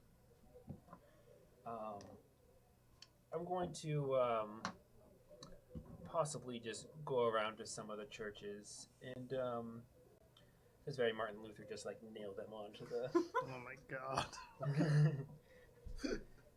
So you go up to the first church. Let's see how this plays out. Or maybe I love just this. leave them. No, I'm nailed. So you go up to the first one, like I said, this gray church, one that was kind of the most busy over the course of the night. Now kind of quieting, actually. Oh You yeah, walk quiet's up- good. Yeah, you walk up to this wooden door, and you look to the right. You see, do you read Infernal? I do. That's good. No. Okay. You see a bunch of squiggles on a sign. Not really sure what it means. A couple words. But you go over and kind of nail this in. Suddenly, the door opens. Kind of dark space beyond. You see what looks like a very clean room. Almost yellow, kind of pale yellow stone floors. There's a center brazier that has just embers. They probably a fire at one Okay. point. You see flowers and garlands hung all around the room. Okay. But this individual, like an older lady, you can see maybe about 5 feet tall. She has bangs, these like white bangs, and then hair that comes back into like a little ponytail. She's wearing black robes. You see just the faintest bits of like white face paint that looks like it was kind of on her now, just the edges, like it's been mostly rubbed away. Mhm. Yes, we've closed for the day. My apologies. I will be speaking in the square if you would like to attend. No, thank you. Shuts. Okay. However, you have nailed that to the door, so Good. she is unaware. Okay. I'm gonna take that as a win, and I'll probably do a couple more later. But I'm gonna go to the central square. Okay. And I'm gonna yell out, Hello! My fellow believers. Make a charisma check, just flat charisma. 5. People are Minus just 2. walking by. I'm All of going a to- sudden, you smell something bad. Hmm. You turn and you look, and you see this pig pen-like guy, just mud, dirt. He's holding a pitchfork, walking up. As he steps, just mud comes off his legs. He's wearing these tall, almost like boots, but you see they strap around like waiters. But he walks up. He smells terrible. Kind of puts the pitchfork down. Kind of looks at everybody walking by. I'll hear what he has to say. He kind of leans in. I'm going to say louder. And this time, I'm going to bonus action transform into a Joshua tree. Okay. And I'm going to say, Hello, my fellow believers. and this is going to be like a shout. Okay. That is a 9. What? You should buy new Minus dice. two. I don't Yeah, think you've ever I'm rolled melting above a this 10 thing in fucking several down. weeks. Yeah. In 2 games a week. Last night's game of Starfight, I was trying Yeah, to break I that to know, it. That yeah, was you so could cool. This is banished. Do you want a new dice? I just gave The him white one. ones are so much easier for me to read. That's Yeah, fair, but that's it's also I have so like a much million shittier. dice. Here, look for through these, see if it's you something roll. better. Give me a white one. What size? Or like this. Here, I'll find you one that you can read. Use that Okay. one for now. You begin to shout out, and as you say, true believers, and you kind of turn into a tree, suddenly your concentration is thrown. As it goes, oh, you're boring. Kind of picks up his pitchfork and just walks off. Just believers. Again, you have no audience.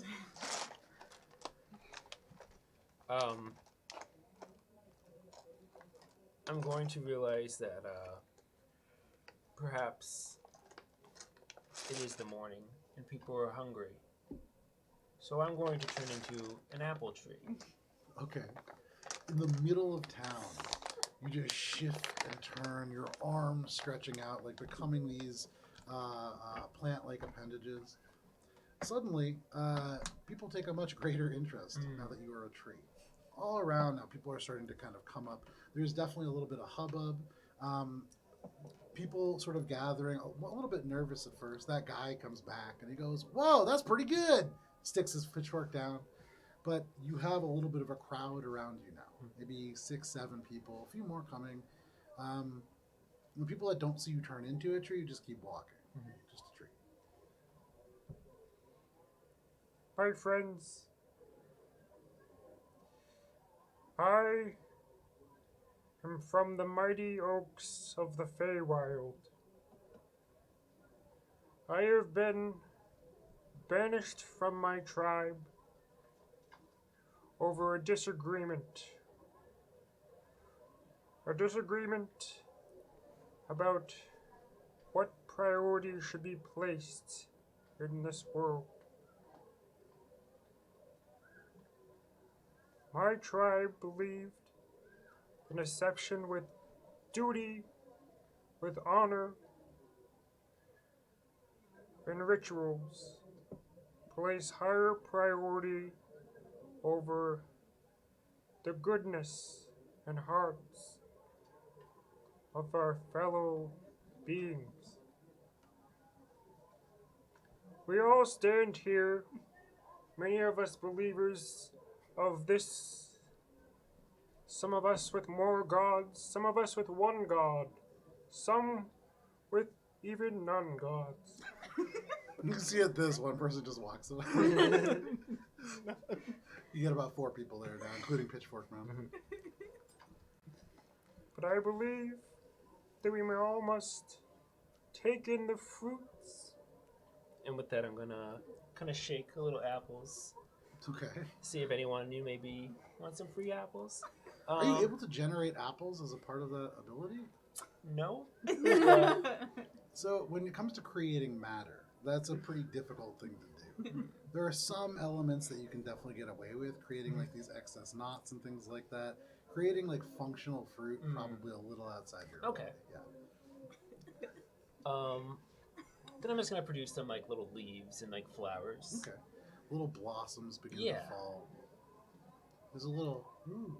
You hear somebody else just go, that's kind of nice. It was definitely the big guy.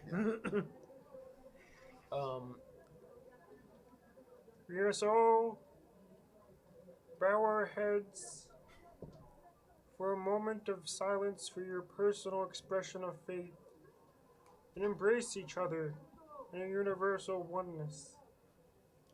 You see a few people kind of look down when you say like a moment of silence, and you say embrace each other. The 4 people remaining kind of all look, and 2 of them walk away. Is big guy You see, still yeah, big guy's still there. You can see he looks and he goes, "I'm not hugging that guy." Do I see anyone of a particular belief structure that like very much stands out? Like a perception check. A 6 plus 8. Get your new one again. You look around, kind of casting your gaze across, and in the windows, you look. You don't see anybody, and people now walking by, every now and then turning to see this talking tree. Yes. However, you begin to kind of talk about these like religious things, and people are like, "Oh," and they kind of keep going. You do catch sight of one person that does seem almost as fervent in their belief as you. And as your gaze kind of settles on them, you look and move. They seem to be looking at you as well. And then you realize it's your reflection. There is no religious people immediately in sight. I believe in Lamora, the Green Matron. She is one that protects us all and provides for us in the lush greenery of this world. And my belief with her is steadfast. But I also believe that other people who may have faiths that are different are still strong and worth believing. Because their belief is what makes us all one. Suddenly, you feel this kind of on the back, and you turn. You try to turn. Pig guy is just climbing up. And you see he's like kind of stuck the pitchfork in the ground. He climbs up onto one of your branches and just kind of sits, swinging his feet. He's like, "This is pretty good. Sorry, I wasn't paying attention. Could you do that again?" Everybody else has kind of moved on at this point. It feels as if, really, especially at this time in the morning, but people don't seem to be super interested in this very long, sort of wandering narrative. Tell me my reaction. Tell me my story. Tell me your name, my friend. I'm Gifford. Gifford, what makes you believe that the sun will rise each day? Oh fuck! Is it not Ghana? What is your belief of God? God? I mean, I never really put much thought into it. I've been to the Mirthful Reaper one time just for like a funeral. But I'm not really a religious folk. What are you trying to sell here, fella? I sell not any material goods because I do not believe in them. Is it because you're a tree? It is because of my ways of life. Like being a tree? I see in you a man who does not have much faith, but probably sees the commonality of all of us. Well, you're a tree and I'm a guy, so I think we're kind of different. But if you're talking like a metaphysical sense, right? Like something that means something else, maybe that kind of makes sense. I'm gonna be honest with you, fella. I didn't do a whole lot of schooling, but from what I can tell, do you want like a copper piece? Is that what you're looking for? I do not require any compensation for what I expound upon anyone. So can I just take a nap here? If my shade provides you comfort, I will provide. Thanks, fella. And he just kind of stretches his legs out. You feel like the arms go up to the edge of your branches, and then he just kind of settles his head back and closes his eyes. He smells pretty bad, but he begins to rest, taking a short rest in your branch. Nice. We'll come back to that. Yes. For the rest of you, you wake up. And various times throughout the morning, shave for you, kind of in the sun on top of this bank. For the first time, a relatively warm day, about 50 degrees. Coming out of the winter, you would also recognize, technically, this is the last day of winter. Between between Glub and Akka, how much screaming was there throughout the night? Glub did not sleep. He Oh, spent okay. 8 hours with Wow, Grant, good job, Glub. working on your arm. That's got to be worth like a fraction of a level. In the morning, Akka, as you come to still massive pain racking your torso and body, you kind of come to, there's a soft fire burning the forge having died down over the night. You smell what smells like incense, and then you realize it's to cover up the smell of like drying blood. You see bloody towels kind of piled over in a corner. Probably You'll still see Drea. want to scream, but like my throat's probably pretty burnt out at Yeah, this you point. open your throat and it's like just dry, raspy. Then you hear, and you look over and you see in the doorway Club. Oh hey, kind of waddles over to you. Don't worry, I got my gloves on now. You shit your pants, so change them.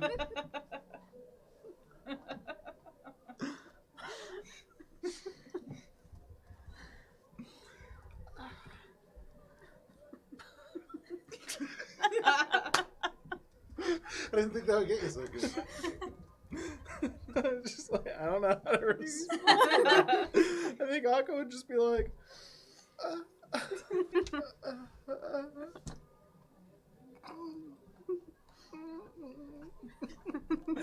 I'm sorry, you have to speak up. I can't quite hear you. Treya. Oh, you want Treya? Give me a second. And he just kind of waddles off. You hear it down the hallway. A couple minutes pass. Taking stock. What's going on with this pain? I'm looking at it. Sure. You look down, and it is covered initially, but pulling it aside, especially knowing that Glub was working on it, you're a little concerned. You pull elements of the fabric away, and what you see is surprising. Beautifully crafted, but a lot of parts not necessarily by Drea's hand. The forge work that you see, not artificing, this is straight forge work, is beautiful. The line work of it, strangely rigid and geometrical. Make an intelligence check, flat intelligence. Dang, that was a really round intelligence. -4 because of being dead, right? No. This is a resurrection stone. This is true resurrection. Oh shit. This is not raised dead. This was an incredibly valuable item. I know, I have the card, Yes. and it's a lot of money Yes, to be it is. not dead again. I'll take that back, by the way. Get a lighter. Eat it. It's like when you guys destroyed the big flying ship I made for you, had to tear up all the rules. Yeah, Yeah. I remember that. Yeah. Not us. Flat intelligence, that's 23. Wow. Yeah. You have this acid flashback of the darkness, and you kind of waking up at one point, and you see Glub, ting, ting, kind of hammering something. You hear him just go, it's gonna ting, ting, and then you hear, ting, ting. You kind of zoom back to reality. But as you look at this is beautiful, almost like an orange metal, an orange metal. You look and wonder if it's enamel, but looking at it, it's an ore you've never seen before. This is some kind of maybe an elemental linked ore because as you move it around, you can see like the light in it changes and kind of flickers, almost like fire. Glub kind of returns and he goes, "Oh, she'll be back in just a second. You like your arm?"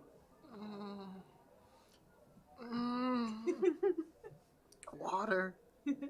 Okay. Kind of walks away. Comes back a moment later, carrying a big wooden cup of water. And kind of gestures out. "Here you go." If I reach for it with the metal arm, Yeah. am I gonna smack him? Like, Reaching with the metal arm. yeah, I think I'd like, not even like thinking about it, just kind of like go to grab it. Silent, this arm moves. No Okay. sounds of articulation. You grab the cup, doesn't break. No excess strength. You don't feel anything. But you hold it. Okay. I'm gulping it down. Yeah. Disappears. Thank you. You're welcome. Trey will be here in just a minute. Okay. Do you like your arm? Yes, thank you. I helped. Yes, thank you. Fireforged steel. Yes, thank you. Real good against fiends. Yes, thank you. You all had it just lying around, and I knew what it was. Thank you. No problem. You hear out in the hallway heavy footfalls, and then in the door, the large form of Drea, this blue dragonborn with these quill-like, almost hair-like appendages coming down. But she looks in. "Stupid Akka. You lost your arm this time." I know. I made you a nice new multi-tool. How do you still end up like this? I gave you 6 extra arms. I wasn't ready. She steps in further, kind of walking over to you. "Your friend helped." Gestures to Gleb. "He's not stupid. Thank you." I'm glad someone appreciates him. Gleb's like watching this happen, and he just goes, "Thanks." She turns and kind of looks down. "That will hurt for some time, but it will suffice."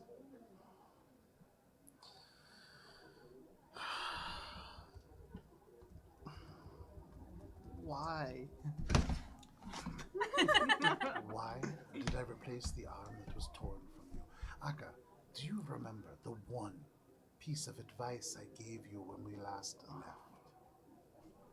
I do, but I'm not gonna say it. It was 2 words. You see Gleb go, "Oh, I remember. It was 'don't die.'" And what did you do, Akka? I didn't want to. I wasn't ready. I agree. You notice the multi-tool not attached to you anymore. You can remove that from your inventory as well. I think this was too much. Too soon.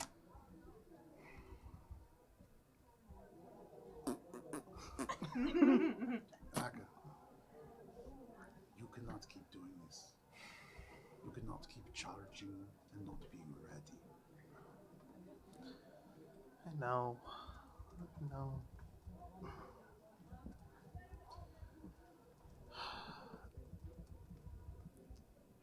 In a way, it's kind of a relief. She looks at your metallic arm. It's an interesting way to put it.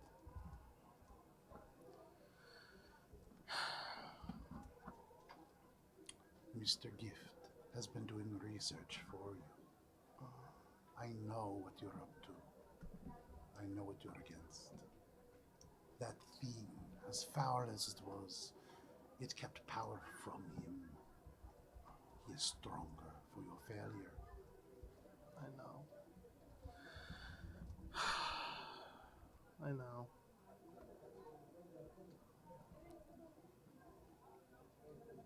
Just deep in thought right now. Okay. Just kind of like staring down, not looking at Drea, but like acknowledging that all of this has taken place. Sure. She gives you kind of a second to think, And then she says, "So what do you do now? Do you give up?" No. No. Have to keep going. Have to make things right. Good. She kind of straightens up. "You are dumb, Aka. But there is good in you. I will not give you the same advice again because you do not listen." You just hear from the background. She looks kind of over at Glub, who made that weird sound. You see the eyebrows furrow. And Glub goes, "Sorry. Got a little indigestion." Drea turns back to you, kind of shaking her head. "Whatever it is you choose to do, you need to break the others. You need to destroy the power and not let him get it. He may have his physical form, but he does not have his full power yet." Turn this Oh yeah, crowd yeah, noise that's off. right. You guys don't have a crowd there. Just like everyone in like the There's a whole bunch antiquities of people department taking is like, notes. I'm in an operating room right now. Yeah. So you see, the patient is now recovered. I'm Dr. Globe. Quick decision here. So, gotta turn off these people. Get out of here. Yeah. We're having a moment. So,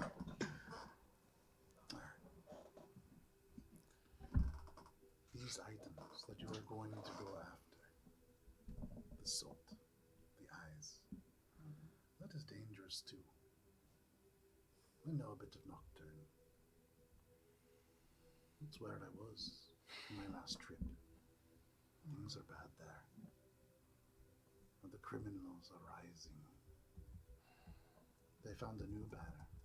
One flying in the face even of the Circle of Silence.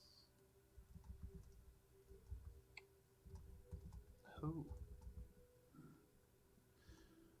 I just got a name. Brida. Not a strong name. But the criminals fear her.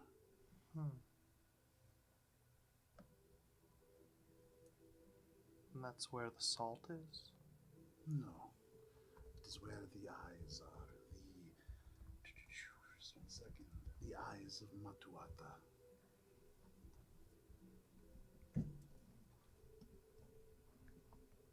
What does Matuata mean? You're asking Drea? No, I'm asking, do I know a language Make a that history Matuata check. would Yeah, make a mean? history check. Dirty 20. So Matuata. You speak Infernal, right? Yes. Stems from Infernal. And you've heard a little bit about this entity. Matuata is depicted often as a beautiful woman. But there is a sinister element to this person. This person makes people disappear from the oceans. There are many stories about them being able to see even in the dark of night or the wrath of the worst storm. They are somebody who is able to see through illusions.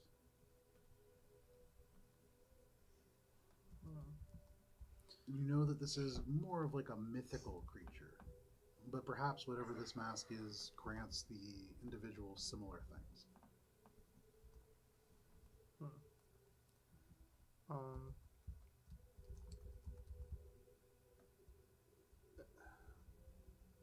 As to Drea now, in his tomb there was someone else with him. Trying to recall like what I remember from before the pain times. Flashbacks, but you remember, for you especially, you didn't get to see much. Right. You saw black feathers, large wings, humanoid creature, but not much else. I would say these things to Drea. Black feathers. Some humanoid. I didn't see much. The others might have, but everything's a blur. I know nothing of this, but whatever you do, be careful. I know it's useless to tell you this, but the people you have with you now, it has been 8 hours, and there has not been screaming, and nothing has been stolen. It is not bad company, Aka. I'll keep that in mind. Thanks, Drea. He stands up, kind of moves towards the door, kind of hesitates for a second. Glub, come along. And Glub just goes, okay, and just follows. Walk in the direction of the stockroom. How am I feeling now? Like shit, you know, it hurts and everything, but in terms of mechanically, you are at full health. Am I like rested or? Yeah. Okay. I guess I would kind of like take a couple minutes and then get myself up off the table. Yeah. Kind of like wander out into the main atrium. Okay. Yeah. You walk out into the main kind of room with the table Down that the Mr. hall, Gift has kind of yeah. been at, and a couple crates, barrels, things like that. The door to Mr. Gift's office, the door to kind of the guest chambers, or the guest wing, I guess. No one's around. Not at present. From here, can I tell what time it is? Like, is there any light coming in? I'd have to go out, right? Yeah. I'd probably go look for some food in the rectory Sure. area and then head up to, like, what time is it? What's going on? Sure.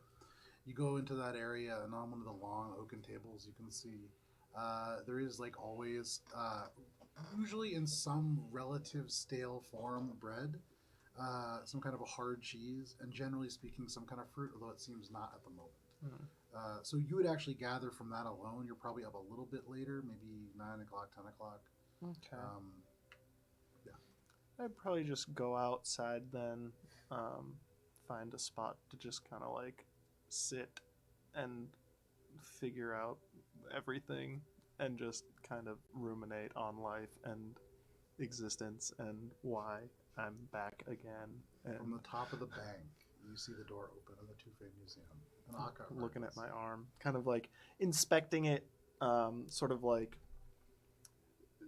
to occupy myself while I'm like thinking about other things. I'm just kind of like, you know, testing it out and stuff. Yeah, remarkably Kinda dexterous, absent-mindedly. quiet.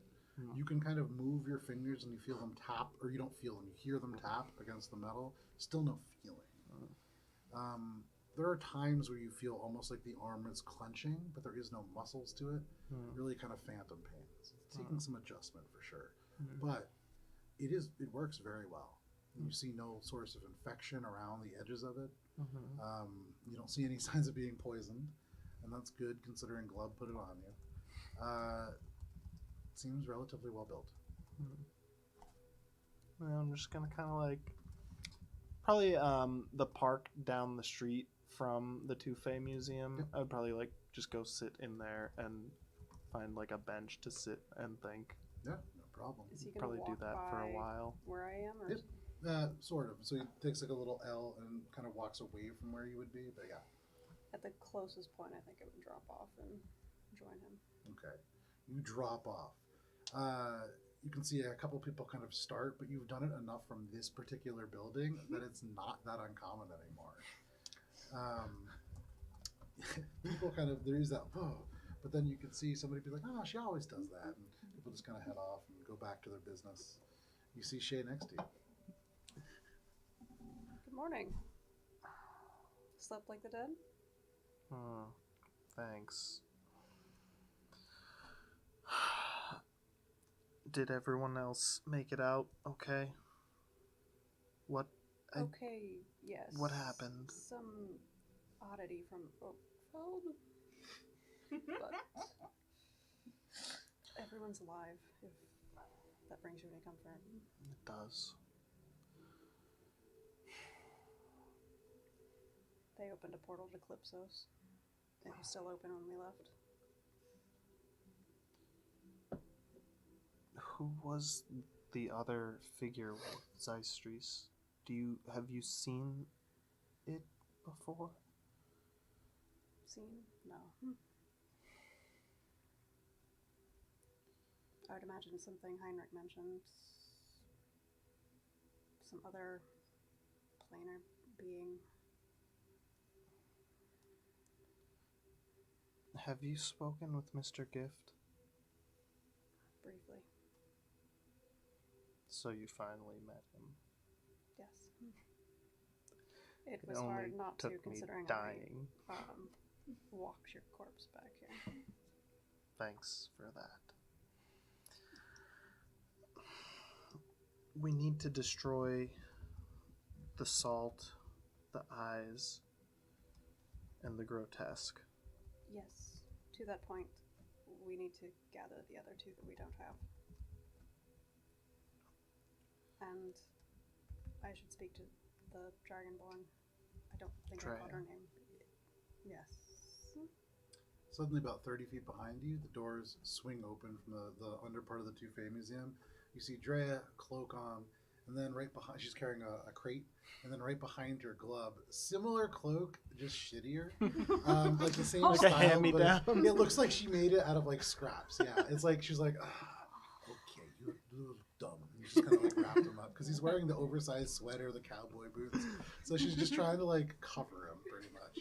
But he walks out carrying a smaller crate. You hear metal kind of jangling around, and they're kind of like waddle off. They pass by you, and so Drea kind of looks over at you, Aka. Drea, this is Shay. She needs to talk with you. Though this may not be the place. You see from behind, Glub leans out. I'm Glub. Yes, Glub, we've met. Oh yeah. Where... You want to buy a dagger? I'm all set, thank you. Oh, okay. So you're heading to market? Yes. To help Glub with his more unpolished skills, I've had him making simple items and sell them for recouping the material. Do you need any help with that? She looks at Glub. No? Okay. When will you be back? Several hours. Do you need something before we go, Aka? No, Could have we asked should before. just speak privately when you return. It has to do with what we were talking about. That seems like it might take precedence over this. She gestures to Glub. Shay. More specifically, I'm looking to speak with you about the Tri-Wards. Glub. And Glub goes, yeah. And she says, take your box. And do what we talked about. And he just goes, okay. And just kind of waddles off. And don't touch anyone, young man. Did you say that? No. Probably should have, though. Walks away. She turns and says, shall we talk? Yes. You guys return inside. You guys waking up would kind of all intersect in this room, minus Oakfeld. You can see Drea turns and says, how private does this need to be? My companions here know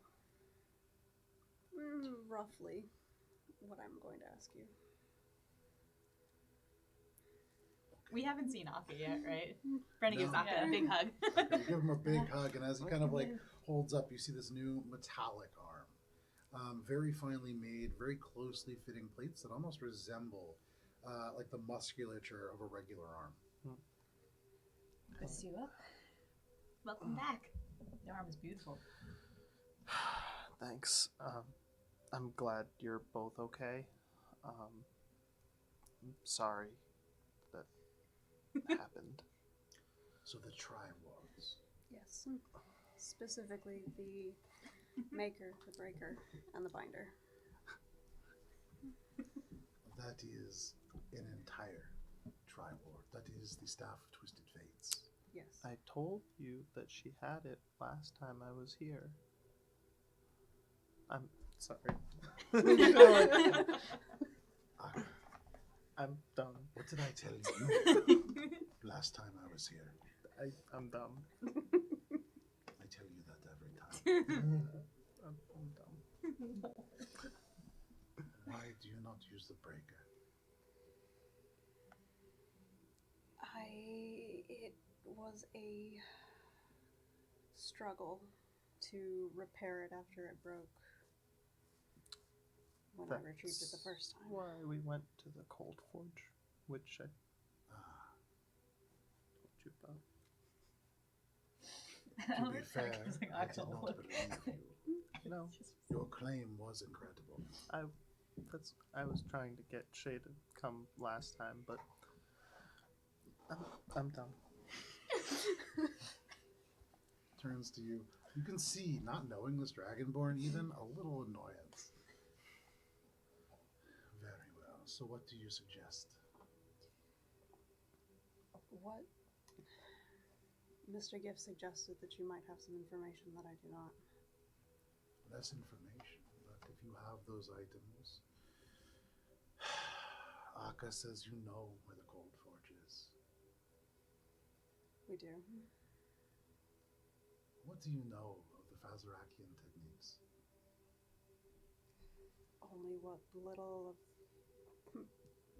I saw the Dragonborn that was in the Gold Forge use. I also, The crisis. yes, same. Yes. I'm dumb. Of course you remember. Would you like to take a walk up? No, I'm okay. Okay. It just sounds as if you're full of shit. To relieve yourself of such. Well, I just hear rumblings from you. Speak up if you wish to, or stay silent. okay. Turns back to you. With the Cold Forge and these techniques, we could build this tri-ward. There is a conflict for me. I know how to build this. It is forbidden to do so. These tri-wards were created to kill the dragons. You may have heard I have heard. they've risen again. Yes. Do you know the pledge? Do I? Make a history check. I know the pledge, right? You know a little bit about it, very, very little. This is, we'll find out. 17? 17. Okay. In the that room, sort of a library for the Zingi, although images stored on these glass spheres and projected onto the wall. Mm-hmm. At one point, maybe you've kind of been down there, and you haven't. 17 is right on the cusp. Oh, enough that a flash of genius. Are you using Flash of Genius? I think I would probably like, and then recite a little bit of the pledge that I know, Okay. as like flash of genius. So it isn't a pledge like Right. verbatim. Yeah, pledge, yeah. However, with this flash of genius, Aka kind of goes like, "It's a Dragonborn thing." You think back. Dragonborn stuff. You think back. Sorry. The Dragonborn had this thing called the Fazarakian Skull, a world-spanning empire. When it fell almost overnight, there were some Dragonborn that believed this was like a test. And they made a pledge upon the dragons returning to rebuild the Skald and rise again. Artificers, those who practice the Fazarakian techniques, their energy to do so bound to the pledge. To break it is to lose the technique.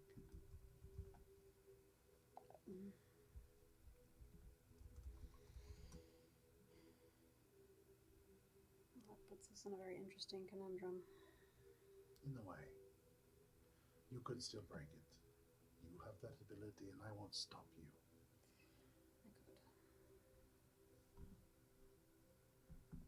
prefer to do it all at once, so we don't have to return to the Cold Forge 3 times to break it all. You have the breaker. You can break these whenever you wish.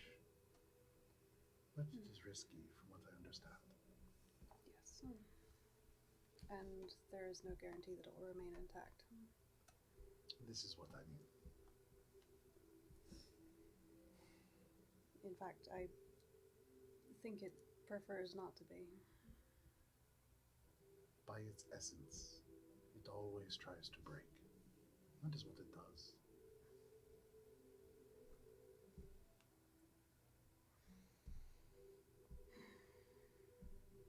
Well, helpful, but unhelpful at the same time. There is a conflict of interest. Indeed. Know this. Whatever is coming, you will all survive. You're strong. And when we return, we will help you. We may not have that much time. We will find out. That we will. He turns, kind of picks up this crate. If you'll excuse me, I do not wish to leave Glub unattended for too long. That is totally understandable. She hoists this huge crate of metal under one arm. It was lovely to meet you all. You as well. Once again, the arm is stunning. I made it.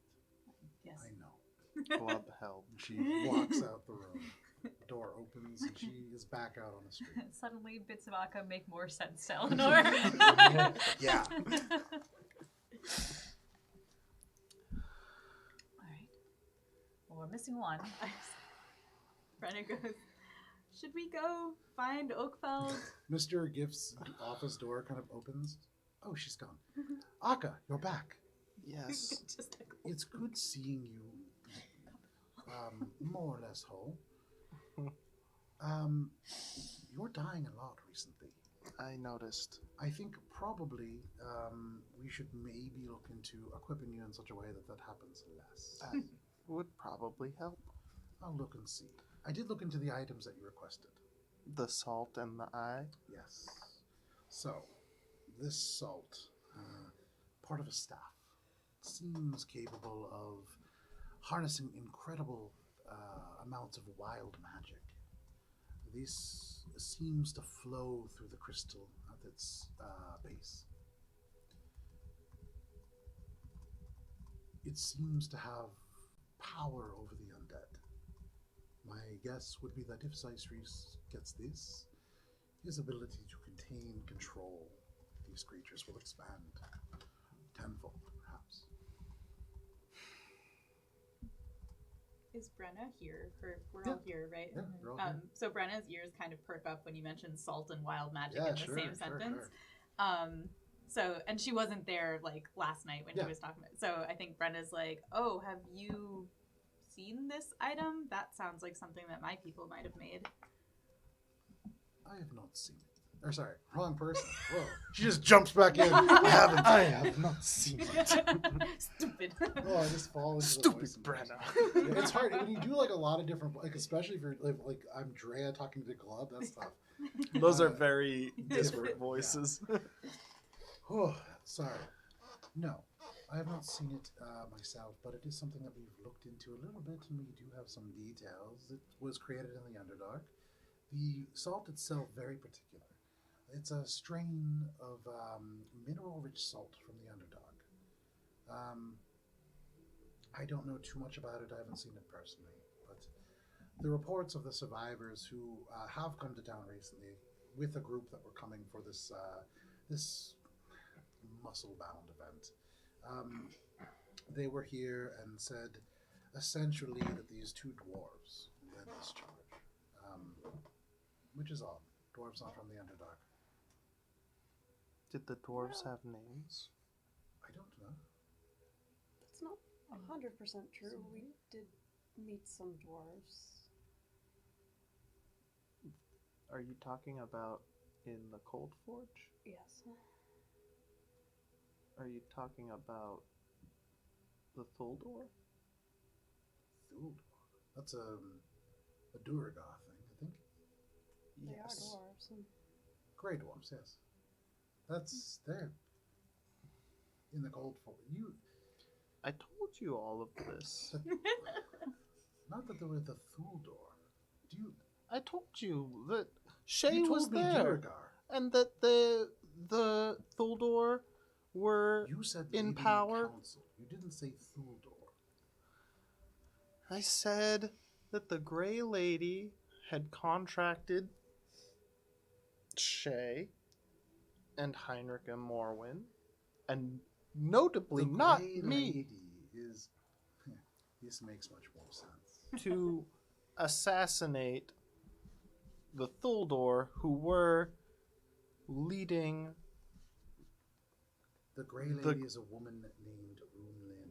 Yes, Runelin. Runelin of War. Yes, Miss Runelin. She is one of the Thuldor, or was. Wasn't when we met her.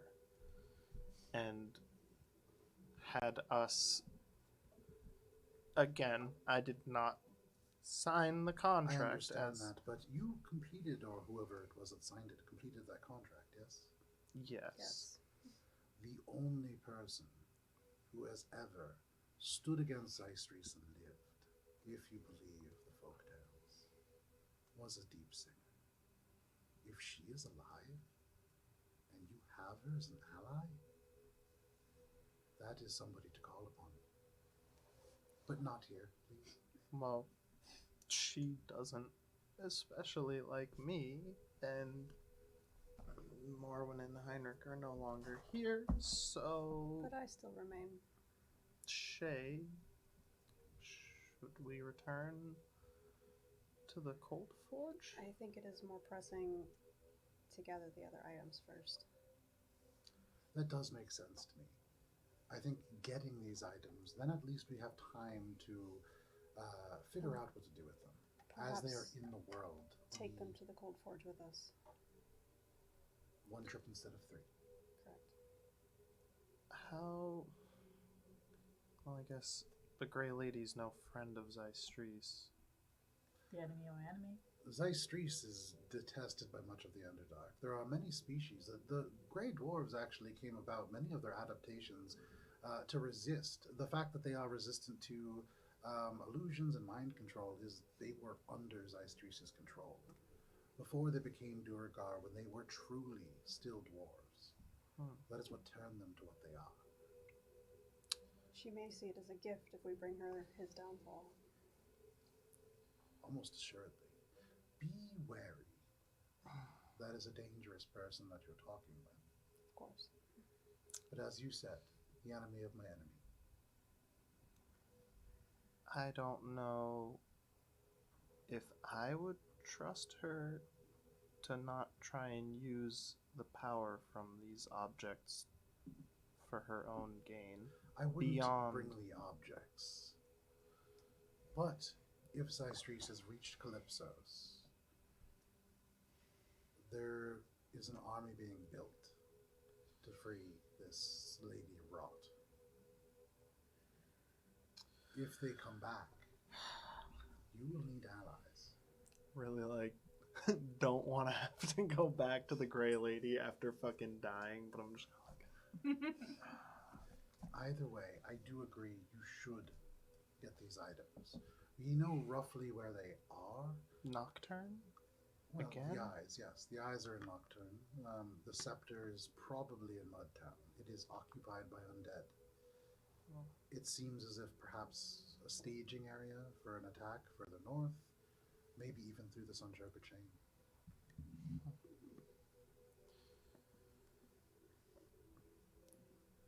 I suppose Nocturne to search for the eyes, and then Does seem to be a little bit more of a wild card. Assault. And then assault.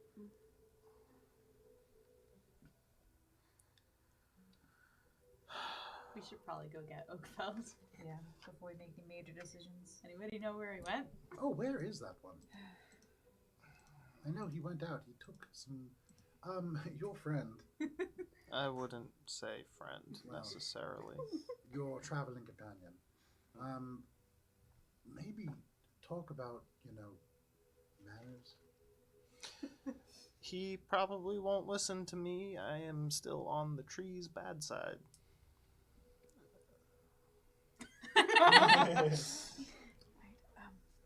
Mr. Gift, we really appreciate all the research you've done for us and the help you've extended, and honestly, the allowing us to stay and everything on such short notice. Thank you. You're friends of Aka's, and Aka is a part of this organization, so it is his right to bring people over. Do you know anything else about what's going on in Nocturne? In terms of what? You said there was some chaos. Yes, it was with the criminal element. So, given the work that we do work with a few shady characters, and we had an individual who was planted there a little bit as a, they kept an eye on the Jade Exchange for us to keep tabs on what was coming in and out. I'm inciting. Is he talking about fucking Ogletree? Make an insight check.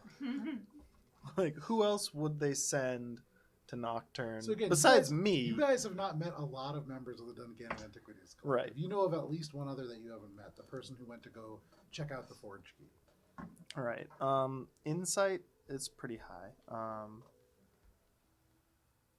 22. Probably not Ogletree. Okay, Ogletree good. is not somebody you can plant. I'm not a high charisma kind of He guy. stands out, yeah. For the wrong reason. Yes, no good reason. But he says, so this plant, they were reporting back to us. It's how we know about this sort of ongoing issues. There was a woman named Breda. Apparently, she's taken power, been able to move out some of the smaller gangs. Wait, you sure of the name Breda? Brida, maybe? Given my history in Nocturne, Brita is a new name that I haven't heard of, presumably. Make a history check. Like, because I would probably be relatively familiar, though a little older now, with the, at least like 10 years ago, the time criminal. works, yeah, make yeah. it. No, I know. The DM does know how time works. History, that's a dirty 20. A dirty 20. Brida. It's a weird name. Not necessarily human, although elements of it definitely common. You think about that. Brida. Doesn't ring a bell.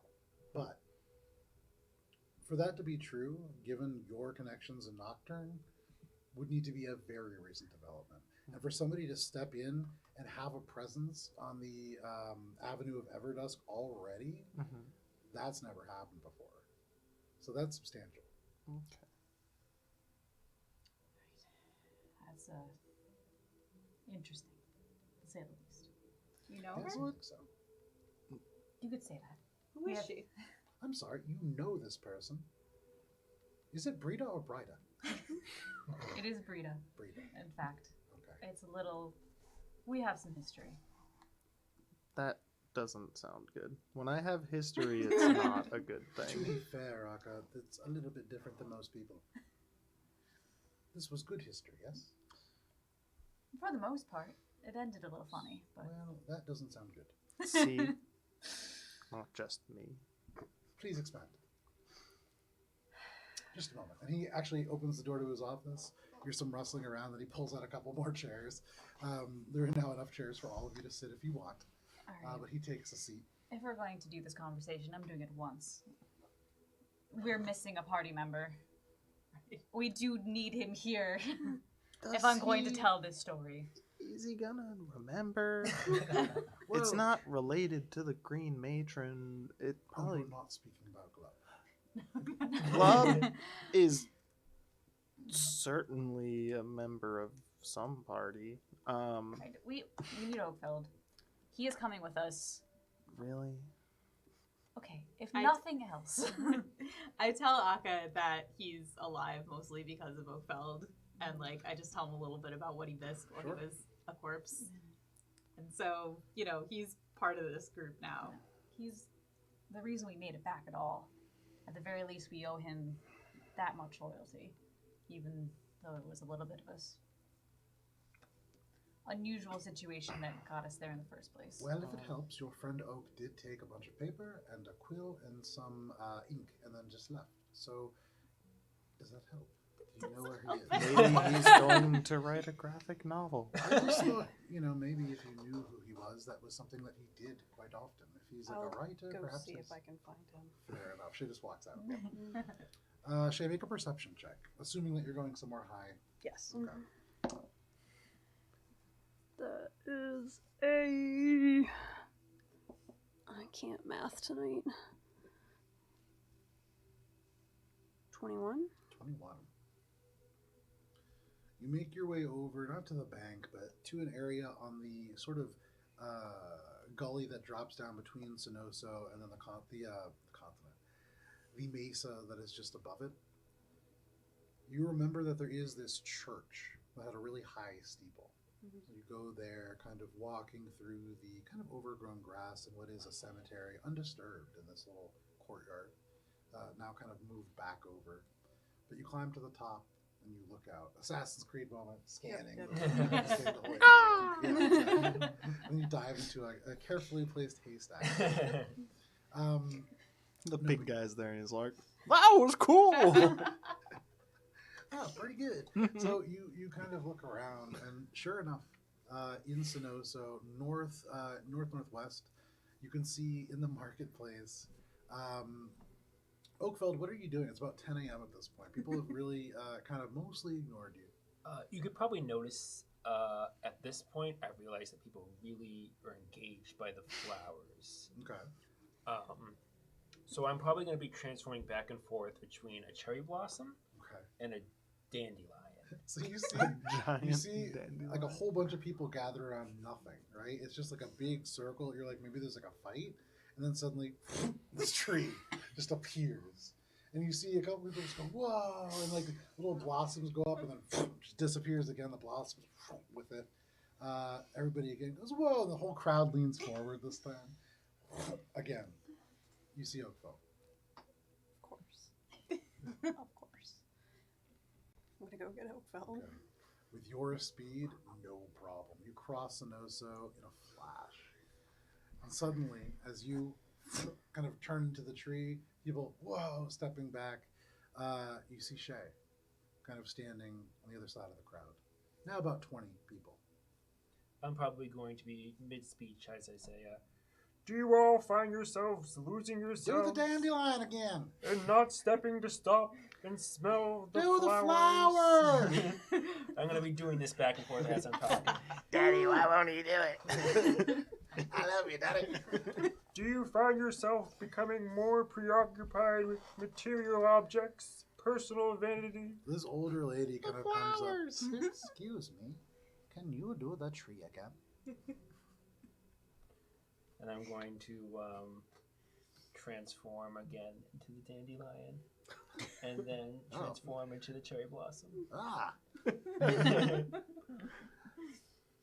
you do something else? Yes, I will transform into a nice little weeping willow. Okay, like a little miniature one? Yeah. Okay. And then I'll think to myself, I knew someone who had that flower. Or a tree who made that flower. Yeah. She smiles and goes, oh, that's so good. She kind of slowly lowers herself painfully to the ground, sitting cross-legged. Now do lavender. At this point, I notice Shay. Okay, yeah. And I think of Akka in my mind. And I grow down to my normal size, and I approach her. White Lily, Oh, dear. And she just, the older lady stands up and walks off. Hello, Oakville. I must apologize for my ways. That is good to hear. Because of me, Akka is... Well, the weeping willow does not weep no longer. I think you find that he does. Yes, I understand waxing of philosophy and poetry. No. He does weep in my heart as well. Oakville, I have a surprise for you. Will you come with me? I will follow you to the ends of the earth, White Lily. Fantastic. Oakville as a person. The pig guy like follows you for a good 30 feet and then goes, Wait. "Where are we going?" I'm gonna turn around to the pig guay, Ah. and I'm gonna He's been there for like 3 hours. I'm gonna take. This may surprise you. He doesn't have a lot going on. What about the pigs? They're probably dying. I'm calling him the pig guy. He doesn't look after pigs. You guys He's kind of big guy put because that he's together. He's like pig pen. He's got the yeah. he had the pitchfork. I thought he was like, baling hay. There is a feeding word the for what he pigs, does, but it's not scooping hay that he is. Poop smith. He's a poop He smith. is a poop smith. Yay! He bucks out stables, if it matters. Poop smith does poop. Anyways, you turn to Gifford. My fellow believer, what is your name? My name's Gifford still. Gifford, Yeah. you stood with me, and you believe. Well, I took a nap for a little bit in your branch. So I wasn't standing the whole time. I don't want to take credit for something I didn't do. An honest man. The honest poop smith. I will present to you the first page of the book of never-ending completion, as you will be my first shepherd. Whoa. I don't really do a whole lot of that book reading. Do you got like pictures in there? Or maybe like a, one of them paintings? So it will be a graphic novel. Griffith, I believe that in due time this will change you. And if you cannot follow exactly what I have written, you will find a way to make it work. Looks to you, Shake. Does he hear me when I talk? Sometimes he just kind of keeps going on with these words. I'm not 100% convinced that he does. What about you? I'm not there. Oh, you're not there. there. Just Just me. Right. So it turns I'm back just to a random you. guy. I don't fucking know, man. I just walked up. You got any coins? He turns to you, Oakville, and just goes, "So are you going to keep turning into things? You 'Cause- got any coins? I will turn into your new belief. And I'm gonna give him the page. Go forth, my shepherd, for this is the first day of the rest of your life. Fella, there ain't no pictures on here.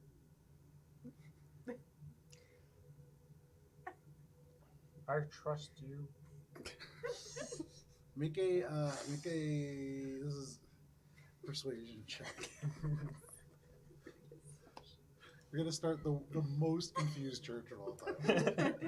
What are your beliefs? We don't really know. It's The like prophet said he trusted us to make it work. it's more just sort of a Vibe. concept. It's a 2. Wait, I don't you have a minus 2? Plus 3. No, for Okay. my perception, it's a plus 3. This No, is not persuasion. persuasion. Oh.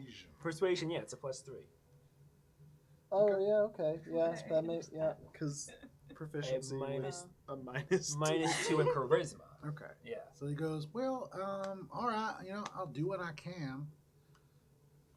It is the belief of the all faith that we all believe in the commonality of the believer, and that we can find good in the hearts of all. Now go forth, Griffith, my shepherd. All right, I'm gonna find good hearts for all. Is that every person, or do I got to do the animals too? Because you know about pigs, they got 2 hearts. In all believers. Do I got to do one per heart, or is it per creature? I trust you, Griffith. All right. I mean, I'll do what I can. You know what? I think I got this. I can do this. Please take more in case you need something. Oh, you know what? I really don't want to take up all of your pretty book learnings. I really, this one's perfectly fine for me. I can read all of it totally fine, and I'll go make sure others know about this here heart thing. Of the all faith. Yeah, Heart of the all faith. heart of the Alfie. I'll be right back. And he kind of takes the paper and just kind of walks into the crowd. That is a thing that's happening. We'll revisit that later, I'm sure. Campaign 2. Oh god. Huge ramifications. Cleric on the elf. You guys are fighting through like a cult, yeah, and then all of a sudden you get to the bottom and it's just level Oakfell. 12. Alfie cleric. This Gifford's weird like- ass tree person. He's Yeah. got Gifford with him. Yeah. He's a warlock, Gifford. Oh man. Anyways, yeah. I think if I do this, Eldritch people's gonna Blast? get. I get like hearts forever. Alrighty, so you guys now stand in Dungannon, no longer joined by Gifford, just you and Oakfell. Leading Oakville back. Come along. Let's go. You make your way back slowly to the Dungannon Antiquities Collective. While this is happening, are you two doing anything? Or Akka, you guys are all together. I think Brenna's probably just like wanting to get Akka caught up on everything he missed while he was dead. Slash Probably fighting. not that much. Well, no, but like I mean, Oakfell became a real oak. And, you know. it's like a real tree, and like we're probably like debriefing a little bit and like digesting it together. I'm probably you know, still like checking out the kind of like Yeah. listening, Brenna's- but kind of like Brenna's trying to get Akka to talk about his feelings, maybe like. Eleanor's just silent, flipping a coin through her hands. Sure. In the awkward silences left by your attempts at getting Akka to talk, and these very long silences that Akka seems mostly unwilling to break, you just hear this behavior from Eleanor you haven't seen before. But if there's something else that you wish to do, about 20 minutes goes by, and suddenly Shay and Oakfell emerge into this space. Let Oakville go first through the door. Yeah. Surprises inside. As I go in and I see Akka, my body. How big is this house? It's not a house, so you're in like this underground space, probably about like 7 feet ceilings. Okay, I'm gonna give a mini weeping willow. Okay. just By, kind of like sitting at the table. by Lemore's gaze. Hi. And then I'm gonna run over to Akka and I'm just going to get on one knee and bow, like a knight, you know, like. You see at this point, Mr. Gibbs' door opens and he goes, "Oh, I need to shut up." Get up. What are you doing? You have returned from the death. Yep, that's what happened. Here I am again. Surely this must be the blessing of not only the Green Matron Lemore, but all believers in this world. And I must apologize to you, Akka. What? I have been lecturing instead of teaching, commanding but not involving. And for your unfortunate mistake against tree kind, I have been judging instead of forgiving. I will not rise until you forgive me. Okay. No problem. We're cool. I understand. Zystris is very powerful. And he can get in your mind pretty easily. I would understand that. It was a long time that I had that issue. Just, don't. But it was not Zystris who was there. It was the Green Matron. No, buddy. I was dead, and I know the thing that was in front of me was Zystrees. The thing that has caused all of this shit for the last 13 years has been Zystrees. It was not the Green Matron who was talking to you in Zystrees' tomb.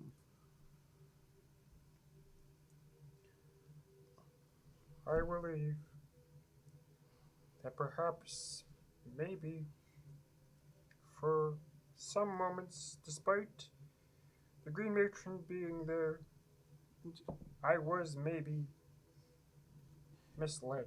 You were 100% misled And that is because of of my Zystrees. my focus on tribalism, my focus on a narrow path that does not involve Oakfeld, everyone. make a wisdom saving throw. Save yourself from 2. wisdom. Plus 3. Oh my god. Look, whatever you need to tell yourself, I forgive you.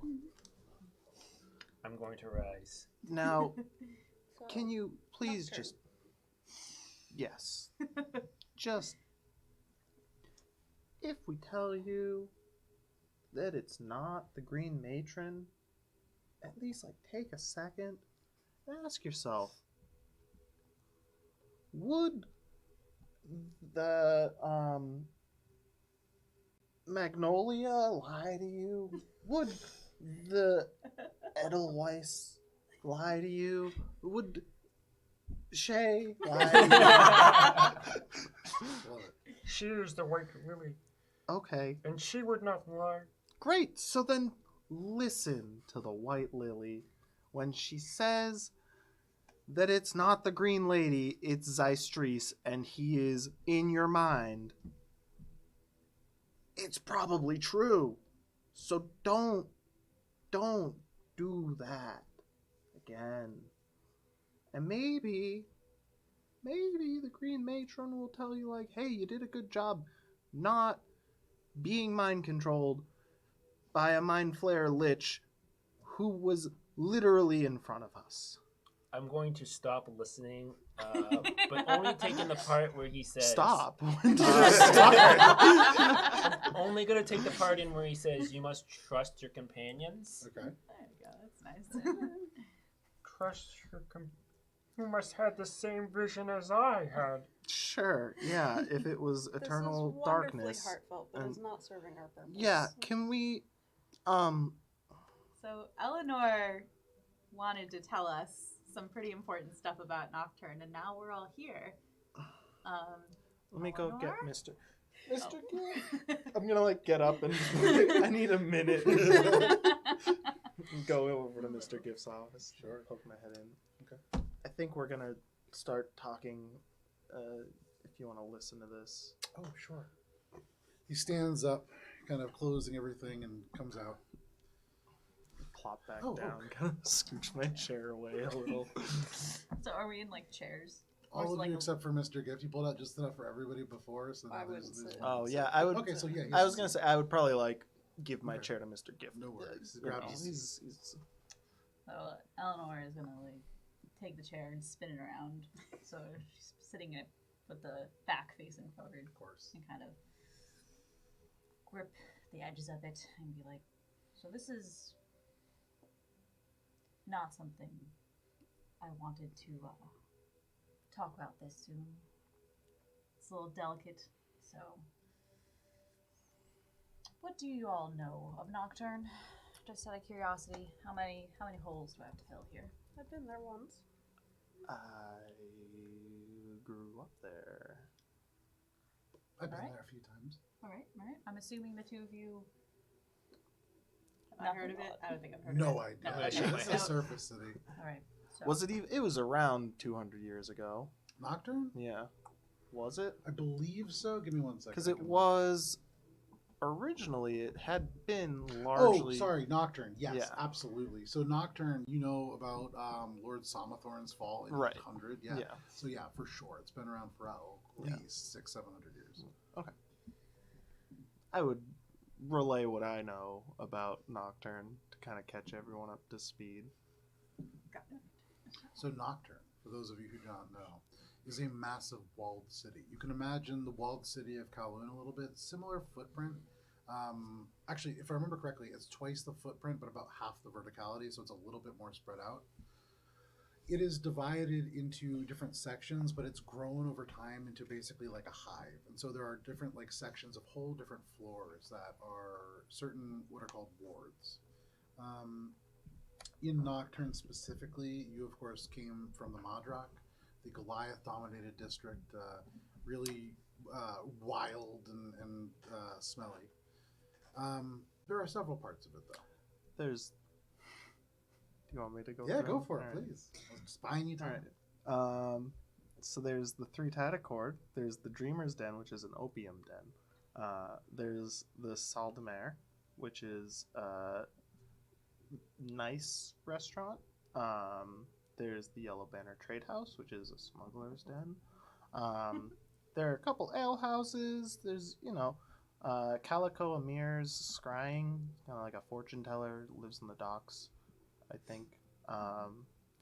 There's a bonsai shop. Then there's the Quarter of Law, which has the commander's chambers, which is sort of like it's the Quarter of Law, so you can kind of assume what it.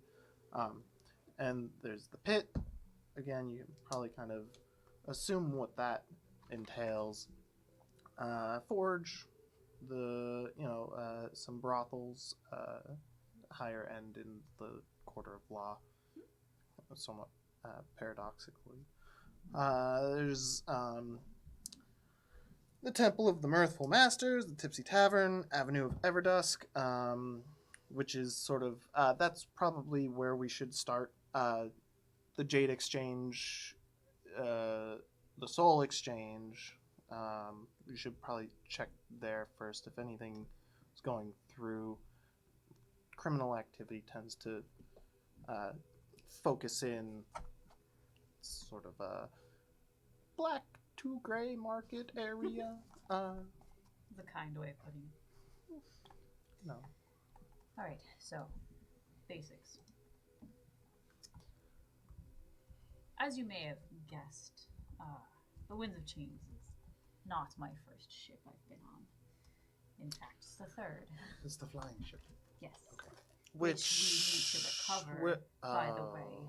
That's a whole other barrel. What do you mean recover? We'll get there. I was dead. All right. I don't know. If I'm going to tell this, I'm telling it now. Okay. Never again.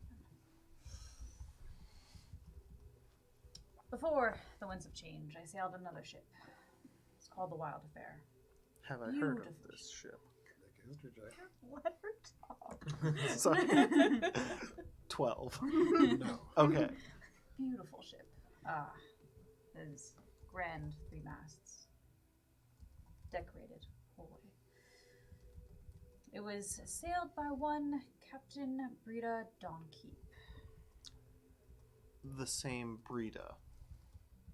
If there is another, I don't know her.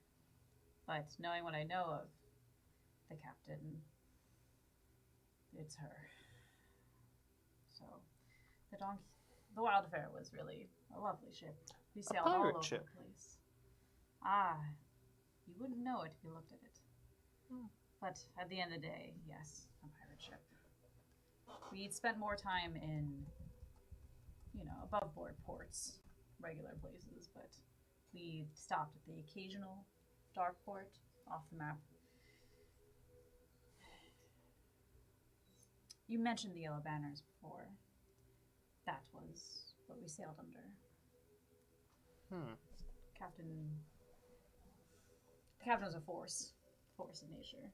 She kept all of us in line quite strictly. And I accidentally walked into, let's just say, an unusual situation. You can imagine. I think I can probably imagine. The long and the short of it is that I sailed with them for quite a few years, but I stopped sailing with them all of, I'm guessing, like a month. Right about a month and a week. A month and a technically. week, yeah. It's been about a month and a week. Most of the week spent with you. For you see, Captain Dongkeep decided to try to take something that, well, no one should kind of take. Let's put it that way. The eyes. No, never heard of the eyes, but I'm not really that great with magical things. The rapier's kind of all I got. But, she took it from the three-tied cord. And as you might imagine, the three tides are kind of what keeps Nocturne together with everything that goes on there. Is this the same thing that Drea had said? Is what just happening? Or Mr. Gift had said that they were trying to get one of the two, the eyes or the She said the eyes. You said that the eyes were with the three-tided cord. They were supposed to be keeping it safe. Right. Okay. But, well, as you can imagine, I wasn't having the greatest time on her ship. It was fine for a while, but being the only human amongst a smuggler ship that spends most of its time out of the Dominion, well,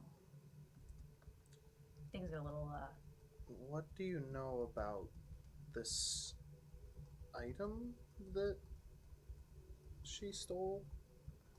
not a terrible lot. I knew it was Did you see it? ish. I may have looked at some unusual cargo that we were taking from Nocturne that wasn't on any of the ledgers, none of the normal ledgers, and none of the other ledgers, and it's unusual that it's completely dark. So I looked at it, and, well, let's just say that I might not know much about magic, but I know that we shouldn't have had that. I may have told the Accord before we left the port. So that's the history you were talking about. Yep. So She and her whole crew. not going to be happy with you. I was hoping to not return to Nocturne. I'm sorry. Drea said that whoever this breeder woman was took over the Avenue of Everdusk. And she's a pirate. You didn't happen to see maybe like a little circular pendant on her person somewhere, crossed out eyes, X's for the mouth? Is that Did I? You wouldn't have known. is that the Silent Circle sigil? Yes. Because if she's a member of the Silent Circle, that would explain how she was released so quickly. That also would severely upset the balance in Nocturne. That's dangerous. And if she gets access to what the three-tided cord was guarding, doubly so.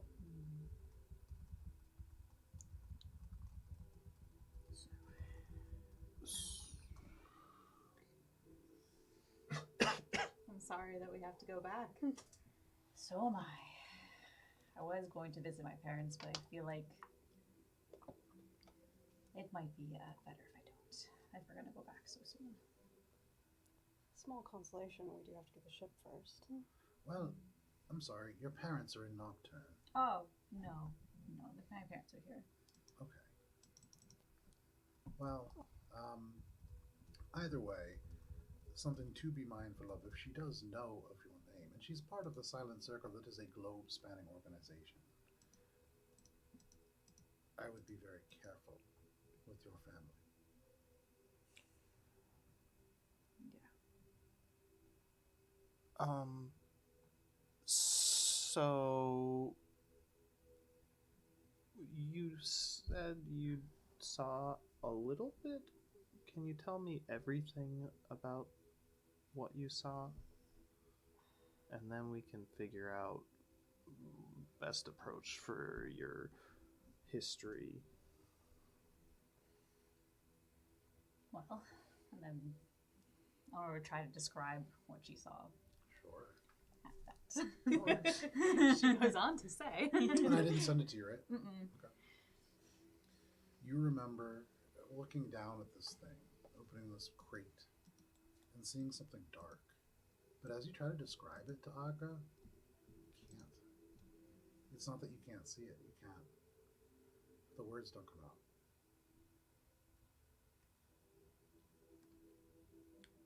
It was dark, and it was magical, and it was awful. I looked to Mr. Gift. That describes a great many things. But given what we know about the grotesque, Yes. Probably similar. and from what Drea told me about the eyes, it sounds like it could be. Strong illusion magic would make it difficult to describe. If this person is actually a member of the Silent Circle, her resources are limitless. She has access to contacts that can cast all kinds of magic. Anything is a possibility now. The only association I knew of her was with the Yellow Banners, so I don't know much else.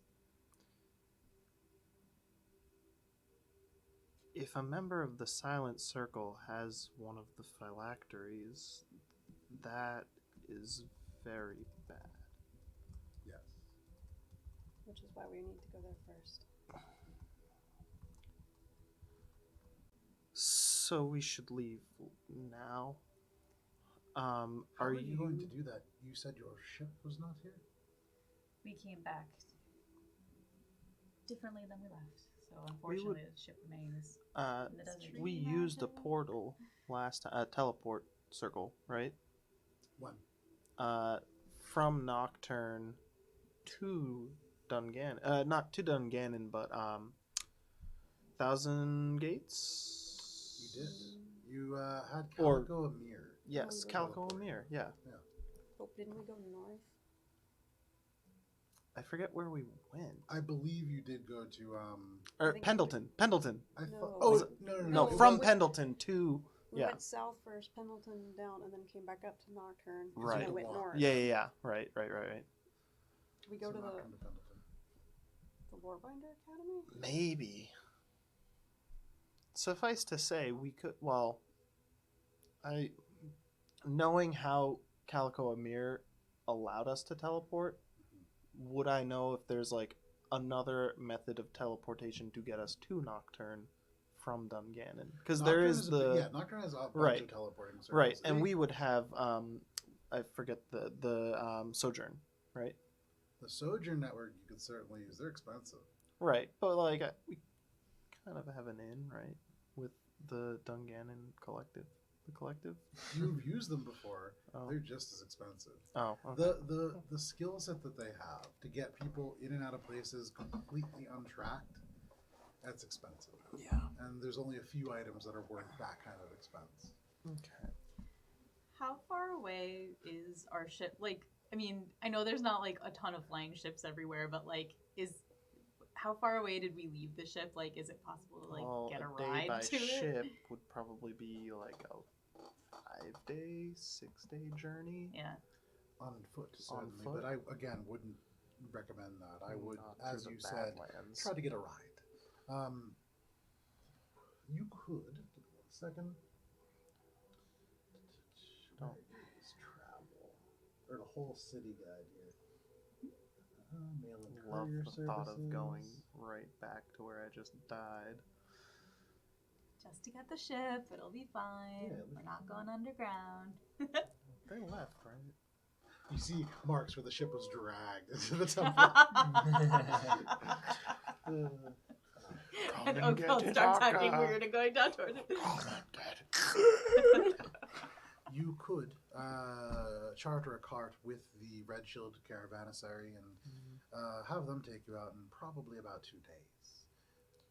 Of course, more expensive than taking your own ship, but not terribly, and certainly not for you.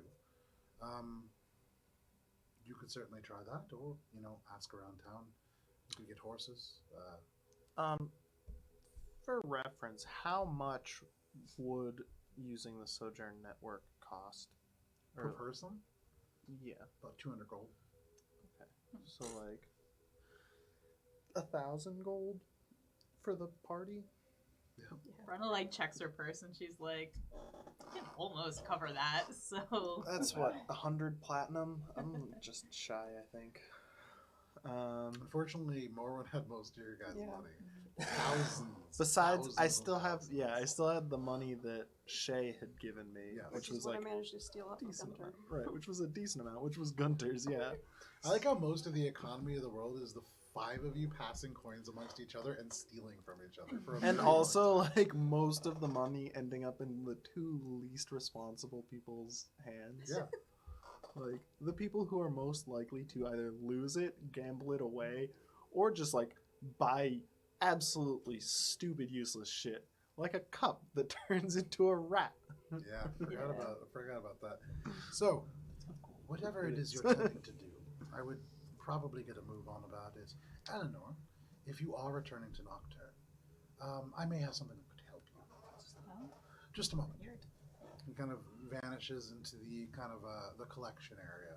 Comes back pretty soon, so not like a high level magical item, but he comes out and he has what looks like just like a very very plain black tri-corner hat. I thought it sort of fitting given the appearance of it in your story. Not terribly fancy, I'm afraid, but what it can do is this is a hat of disguise self, and when you do use it, you'll be able to change your appearance on the outside. That being said, close examination will reveal the illusion. But before passing through streets relatively unseen, it might do the trick. At least at first. As you get closer to this person, if they do have members of the Silent Circle with them, those are people who generally have ways of seeing through such things. But it will work a little bit. takes the hat Sure. and like Yeah. Pops it up. Does it need like attunement or is it something? I have to double check. I Okay. believe so, but Okay. I'll double check. And I can print you out an item card because I forgot to. I got cool hat. Cool. I've been sitting here basically the entire time being like, oh my god, I wish someone knew disguise self. That would be so good. And then, It does not I think require technically I. Okay, Ooh. so Eleanor kind of like listens to it, puts it on, and was like, well, let's give it a roll. And she's going to try to disguise herself as Brita. There is no try. There is only do. And as you touch this cap and kind of turn it, because it is 11:58, this is what we're gonna have. And if we're all, are we all back next week? Maybe, but okay. So we'll begin with a description of Brita Donkey. It sounded like you said donkey. Yeah, that's what That's I what I heard. keep hearing too. With Brita Donkey. You will now Donkey. have a Scottish accent for no reason. Yeah, you just pick up an accent as part of the disguise self. But thank you guys so much for hanging out with us through session 103 of Adventures in Alberon. We'll be back next week, but before that, on Thursday at 6 p.m., we'll be back for session 6 of Mosaic Team 5. However, it is dangerous out in the world, so until then, please stay safe. We'll see you next week. Bye. Goodbye.